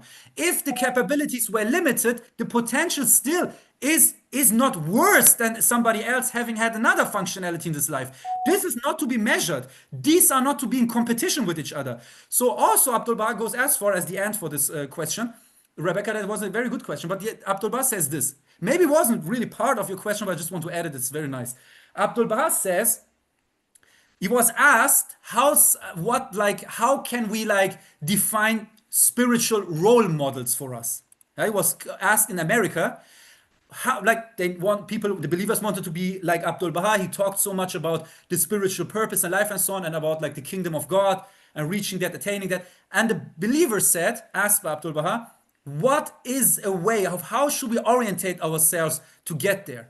And Abdul Baha's answer is so interesting. He says a role model we should not seek where most of the people think that people are having a specific radiant power. The people who are just giving great speeches, a great speaker, a very knowledgeable person, a person who is very successful in life. These are not true role models. Abdul Baha says the spiritual role models of yours are people being born in this world with disabilities, but being able to enjoy life still, although they have all these challenges and trials on the shoulders burdened.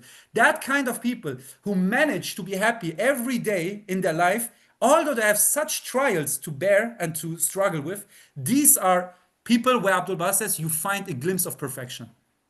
But thank you very much for your question, Rebecca. I mean, talking shortly about the question shouldn't mean it's not important. It's a very important question, but I mean just for the sake of time. But thank you very much.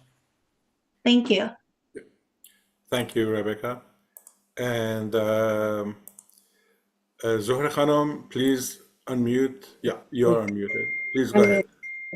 من سوالم این هستش که Can you say it in English? This is an English session. I'm sorry, yeah. As you explained to us about the spirit and soul, as I understood, they are not exactly same, but the soul, how has connection with us? The question, how connect to us the soul?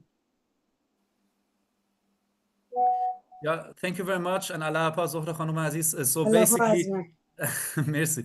It's basically a very good question, and it's actually, yeah, the connection of the soul to the human body is also a huge topic for itself. To make it very short, it is like the Abdul Bas is like the light being reflected by the mirror. The mirror is actually the human functionality. It is all that is making us humans. Means, for example, our physical appearance and everything, which makes us make use of our consciousness to the fullest.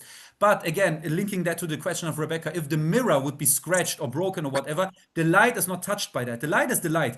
But the mirror is actually the capabilities of our physical human form. Obviously, in the history of our evolution, we had to walk on two legs in order to be able to bear the weight of our brain that had to have a specific weight in order for us to be able to progress thought processes that are an expression of an immaterial force, which is our consciousness. So all also the looks of the human being, the mirror for the light, is not by chance. Evolution has a clear, determined path, and it's part of the plan of our existence. So basically, the consciousness is expressing itself by the human faculties, and the human faculties, the mental faculties, are operating by the brain. The brain is not the mind.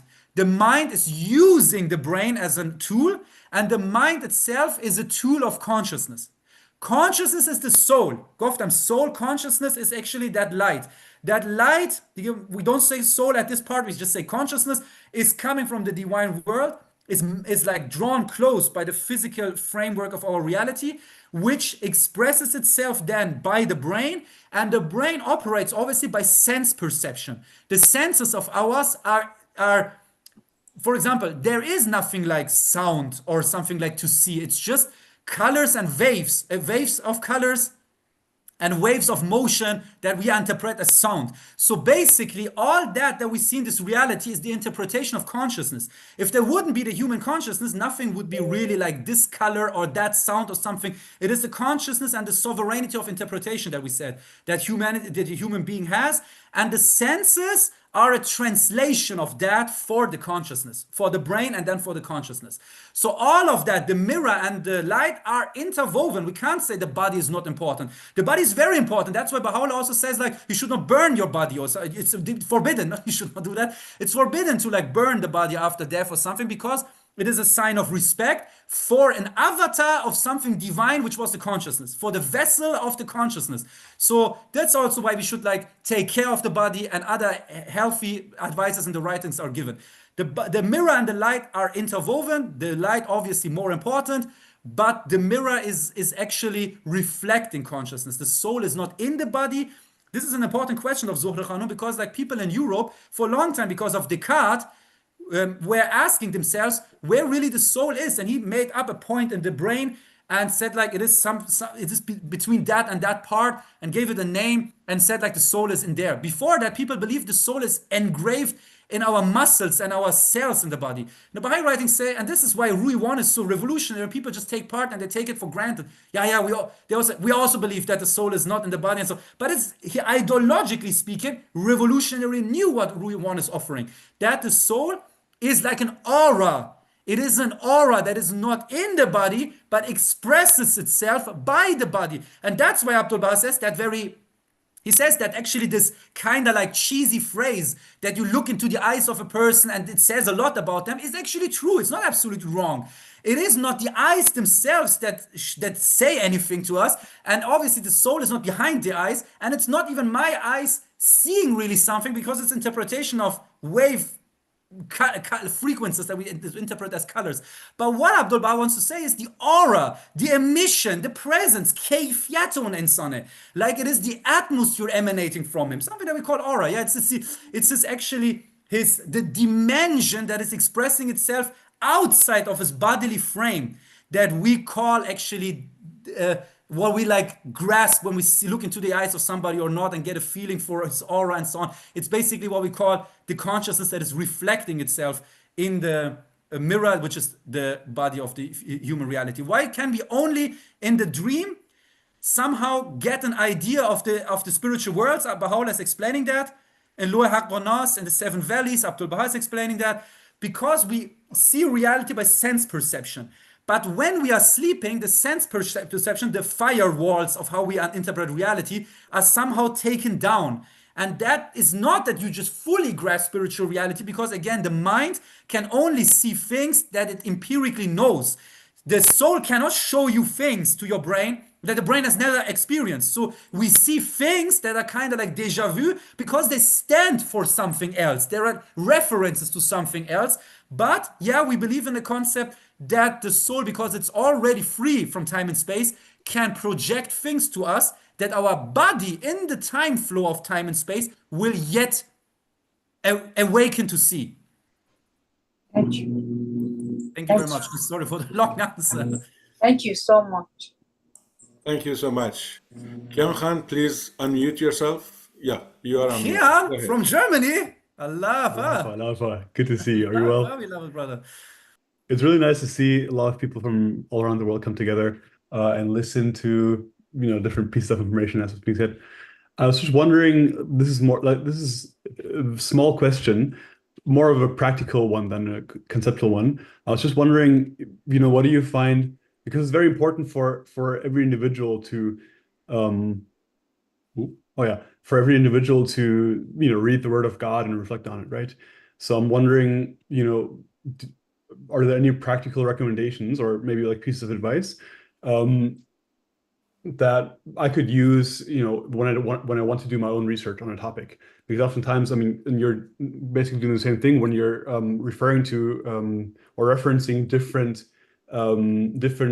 tablets from Baha'u'llah, or also letters or pieces of writing by Abdul Baha or Shoghi Effendi or the House of Justice. Sometimes to me it seems it's very scattered, right? So one concept might be explained on multiple dimensions in different sources, sort of.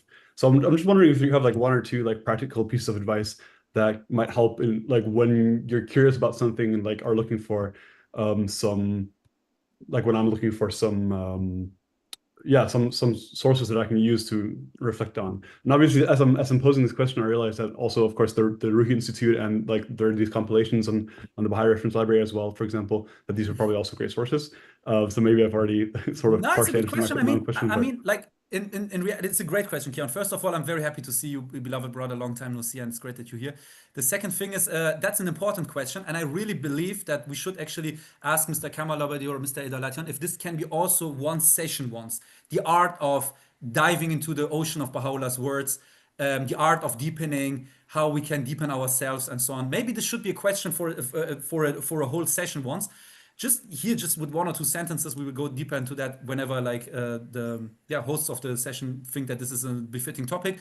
I think it's very important to keep in mind some technical things. Yeah, obviously you mentioned compilations and so on. That's one thing. It's just like research. But beyond that, there are some things of there has to be a mindset, an attitude towards deepening. First of all, Shoghi Effendi really made clear that we should, next to our duty to read and read the writings daily, like morning and the evening and so on. We should also, this is in a pilgrim mode, we should at least take 2 hours or something like that, if possible, he says, obviously. If possible, if time allows, we have 2 hours or something to really study the writings. Also, the history of the faith is studying the writings and other aspects. It's very important to have that we all also read in explanations that Abdul Baha gave to the believers, even Abdul Baha, having a notebook, a book where you writing things out that are specifically conceptually important from the writings of Baha'u'llah and so on for yourself, and to try to create references for yourself and so on. So this is an important thing. Even it goes as far, Kian, as the Bab said, even in the Kitab al-Bayan, that every believer should compile a book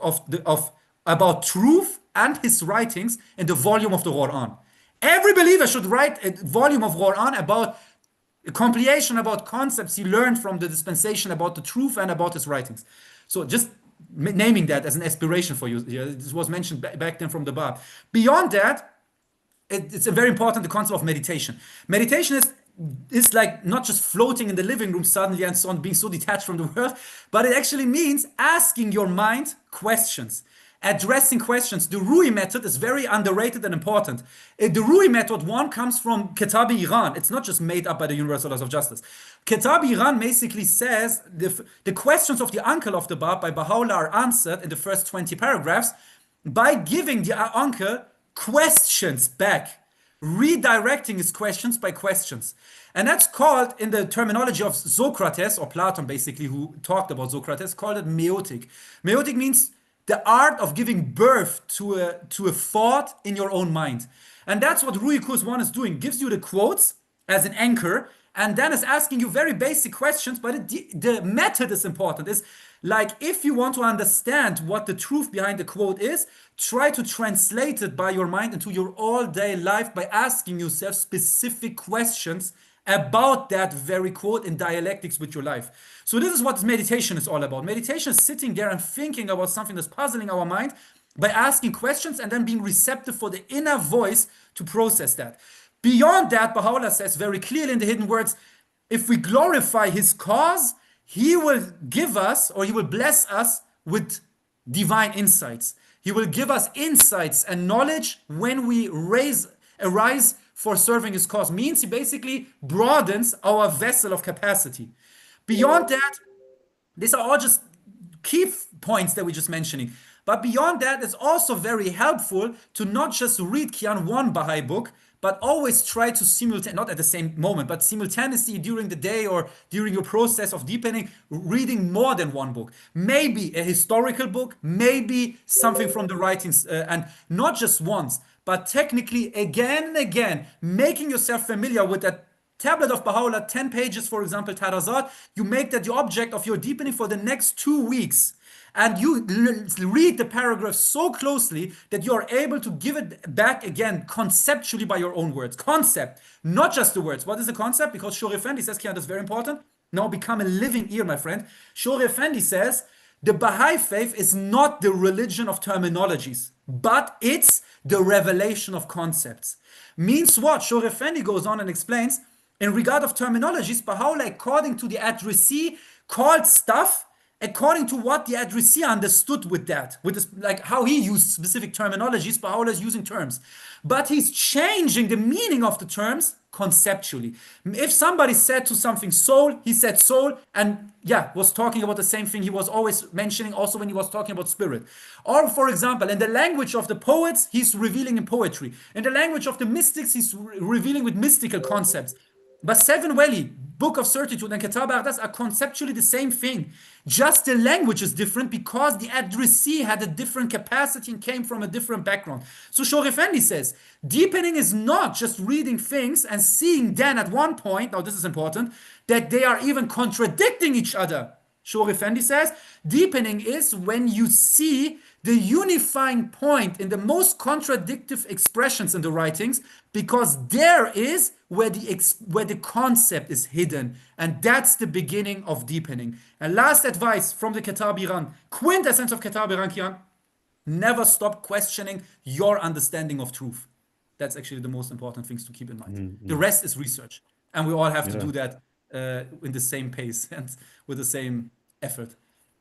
Thank you very much. I find very interesting also that the prayers, like we talk about obviously the writings, and then also the prayers sometimes have very like profound insights when you reflect on them, when you, as you said, like go sort of word by word and actually try and understand, like, oh, because sometimes maybe you can, someone else shares this experience, sometimes you sort of read through the prayers, just kind of focusing on sort of turning towards something that, you think is God. But then sometimes if you actually go and like sort of read the actual words and try to like conceptualize what it might mean, there's also like great insights in there as well, right? Which is also why, when you have there's this book, Prayers and Meditations, and then when you open it up and it's basically all prayers. It's very interesting that these are also meditations.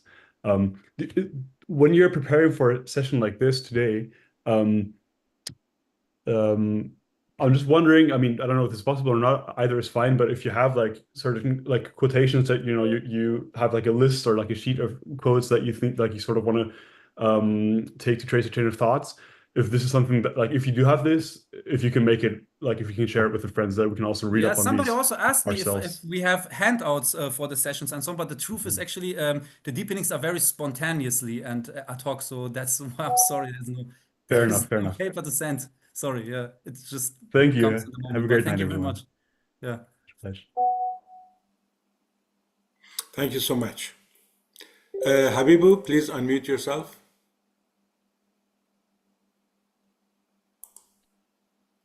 Sorry, do it again. Yeah, go ahead. Yes, go ahead. Thank you. My last 3 questions. is practically how can we remove the veil? Because I already hear about it, but it is like a concept. Do you want to just mention all your questions? Let's see if you can like somehow connect them together in one answer. Yes, and how his hell related to regret, because in the book one it said that it's a eternal regret. The soul will be in eternal regret. So how can that regret be different from this world to the next world? And the last question is about service. So because it was like very revolutionary what I hear about service today. So if I have a study circle of book one and I finish, for example, with 5 participants, and all the participants they just disappear. They don't want to do they don't want to do devotional meetings. So can I say that that study circle was not a service? Very good questions, Habibu. So, Habibu, I really hope that you will also like be with us in the future sessions as well, in like every 2 weeks. But so I think like many things that you just mentioned will be also like talked about in future sessions, especially about service. But for now, like first of all, so when we speak about like when you, what was your first question? Was sorry before the development of the soul was the veils. Yeah. So basically, when Baha'u'llah speaks about that, he means actually the sharpening your consciousness. Sharpening consciousness itself is a huge topic. That's why I said like we will have to like cover that also in future again, and it's very important to repeat that. So there are different spiritual tasks, obviously, to develop that. Fasting is one way, prayer is one way, meditation is one thing, but there's more than this. There's also like being inspired by arts. It's like it expresses itself by aspiration for great goals in life, for being attracted to greatness is a huge thing in the Baha'i faith. Attraction to greatness, attraction to perfection, attraction for excellence, and so on. These are all things that are like broadening sharpening our view on things, view on reality, change our attitude towards things. So it's that. It's like service is the greatest thing to broaden our vessel for having capacities. I just said that to Kian also before. Then like there's studying the writings, not just reading the writings, not just prayer. It's also like working, operating with the tool of the writings and so on. It's like yeah, there's so, like many things that are like helping for sharpening consciousness. But the most important things are basically the things that are part of the Baha'i law and concern our spirituality. And adding up to that is actually also like being of use for others. So whenever we are doing something for others, it is that we really understand what Baha'u'llah with his writings meant. It is one dimension to, I'm saying it in that way, and you will get what I want to say. If we just write, you said veil, and that's a sharpening the consciousness. Now break it down to, for example, reading the writings. Reading the writings in solo is one thing, but it doesn't really help you to understand what Baha'u'llah wants unless you are also, in practical terms, doing what Baha'u'llah wants, because only then it becomes one with your knowledge. Then it becomes something integrated. It's something that becomes one with your consciousness. And consciousness, when we read the writings, for example, more in the morning and in the evening, it is because actually, that's also meant by tearing apart the veils, Habibu, because when we are doing something, it is never without motivation. That's just impossible. As sociologically speaking, impossible. As random as a motive may look like for another person, but that very person who did something out of a reason. And now by having a specific consciousness, that is a specific landscape of options that you have to act. So your identity is created by your consciousness making decisions. And the identity you have as a person, that makes you do things that you do. Yeah, even the most subconscious things. But if you read the writings in the morning and the evening, it is as if photons of light are just like, yeah, some growth is taking part. It's like it's like shot into your consciousness, photons of light that are making the whole landscape of your understanding grow more lightful and more clear. And the clearer your consciousness gets, the more options of a specific moral or valuable act you have to reach for whenever you are asked for making a decision during your day. So basically, sharpening consciousness means nothing else than to understand what the creator of the universe wants you to do. That means tearing apart the veils. The veils are whatever are keeping you from seeing the broader objective goal of existence, your objective purpose, and what is actually basically right. And the veils are what makes things to appear as something that just appears and doesn't let you see behind that the reason, the concept, the truth behind it, the reality. So that's one thing. And the other thing was about your question about how the soul develops in the next world. As I said, yeah, we say terminology like the soul develops.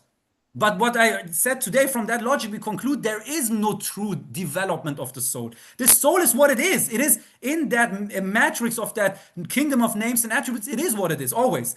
What we mean by seeing developing of soul, we mean your consciousness of perfection develops. The more you grow means the more receptive for perfection you are.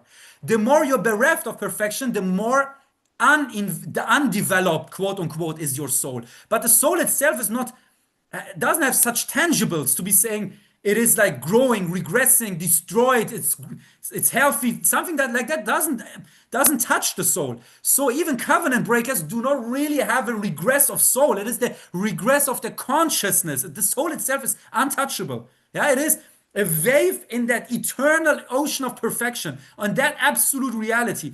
But it is your awareness of that perfection that grows or does not grow. So Baha'u'llah is explaining that in the Lohe Reis by these terms. He says the soul has, that's the same tablet I mentioned today several times, that the soul has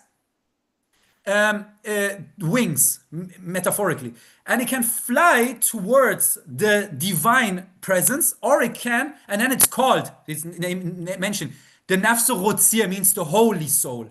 And then it says, or it can fly down to the satanic realms and becomes Nafsa Ammare, the soul that does the evil, or that abides by the commands of evil. Yeah. So these are conditions. It's not really that the soul is flying left or right. It's conditions. The consciousness itself, the reality of man, his self, which is his identity, is neutral, Habibu. It's neither evil nor good. It's neutral, and it is what your identity becomes that decides, did you develop or did you regress? It is meant in the sense of conditions, not really the essence of soul changing or transforming or transmuting. The soul is what it is. It is your consciousness. So what is the consciousness now? I said the soul is a force coming from another realm, from another dimension, and is caught by our human avatar, by the preconditions of becoming a human, which is our body. That is now reflecting the unidentified soul, the non-identical soul, and gives its identity. That is what is your development or your regress.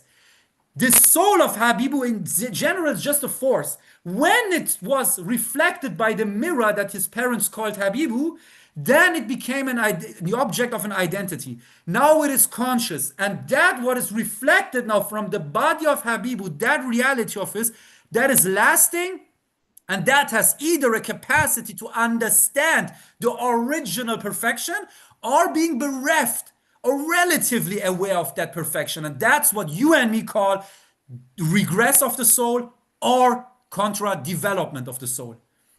The soul is as substantially material, like essentially doesn't have any transformation. So the third thing was about the ruikus. Obviously, all efforts that we do for the most beloved Habibu, first rule in the Baha'i ethics, have to be done without expectations. So a lover is a lover independent of other people share his love with his beloved or not. And he's even a lover, even if the most beloved says, God forbid, masalan, Habibu, your service is not even accepted. Would that keep a Habibu away from serving Baha'u'llah, even if Baha'u'llah doesn't accept the service? No, because as his nature is to pass justice, and he's so beautiful that he has maybe better people who are more suited for his love. We as a lover, although we don't deserve his mercy, we would never fail to still love him. Because the nature of a lover is to love, and the nature of the beloved is to be loved, and maybe even being too unapproachable for the lover because he's too perfect. But we still love. We love, and that expression of love shows itself in acts of service and activities. It is as Abdul Baha says, he's quoting a poem in Memorials of the Faithful. I can just paraphrase because I know it by heart in German only. He says like, I tried 1,000 ways to hide my love, but how could I stand on the spot of fire without myself turning into a living flame? It is impossible. If somebody loves, he can't hide it. And if somebody doesn't love, he can just pretend, but it doesn't really have any effect or expression. So actually, when we do something for Baha'u'llah, it is never, do people come to devotional? Do people do this and that? That's up to them and their responsibility in their life journey. My responsibility is to do whatever I can to make the cause of Baha'u'llah known to mankind and to serve him. And it's not even that I'm doing something and have to expect something back, because to begin with, it is mercy. It is me profiting from the chance to make yet again mention of my beloved. What else can be a greater confirmation that that act in itself? So obviously your Ruhi course is blessed and independent of the reaction of the people. Obviously we have reflection meeting, other things to sharpen our tools, to reflect like, what can we do to reach the next level, the next step? How can we accompany people? Maybe what sometimes was really something we didn't do. Maybe sometimes it was then struggles in a world that is forcing liturgy on us.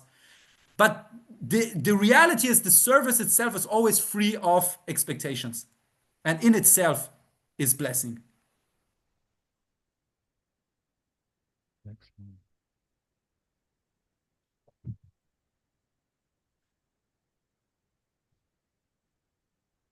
Yeah, Mr. Kamara, but I think you just muted still. I think we Oh, can't. sorry. Yeah. Yeah, please. Tala Khanum, please go ahead. Please ask your question. You are unmuted. We cannot hear you. I think she's unmuted, but she has no microphone Yeah, connected. your microphone is not working. Maybe you can text it. First of all, Allah, nice to see you after such a long time. Very happy to see you, Tala Khanum Aziz. Allah, very happy to see you. And it's very sad that you like raise your hand and don't have a chance now to speak. Maybe you can text it. I don't know. Can you, we cannot hear you. There's something wrong with your microphone. So either you can text it in the chat, or you can exit the Zoom and then come back again. That's the only way that it would work. I mean, worst case, if we can't make it also because of the time and everything, you can also like ask Mr. Kamalabadi or something for my contact and then text me also privately later then, if you want. Yes. Yeah, thank you very much. Okay. I think then that's it. There are no hands raised. Yeah, thank you very much. Friends, That's thank you for your attention and for your patience. It was a long session. Thank you very much, Mr. Kamalabadi and Mr. Idalatian. It was a joy to be amongst the friends today, and I'm sending everyone much love. Thank you very much. Thank you so much, Shahnam-Jan, for all your help in bringing all these consciousness to a higher level. Thank you.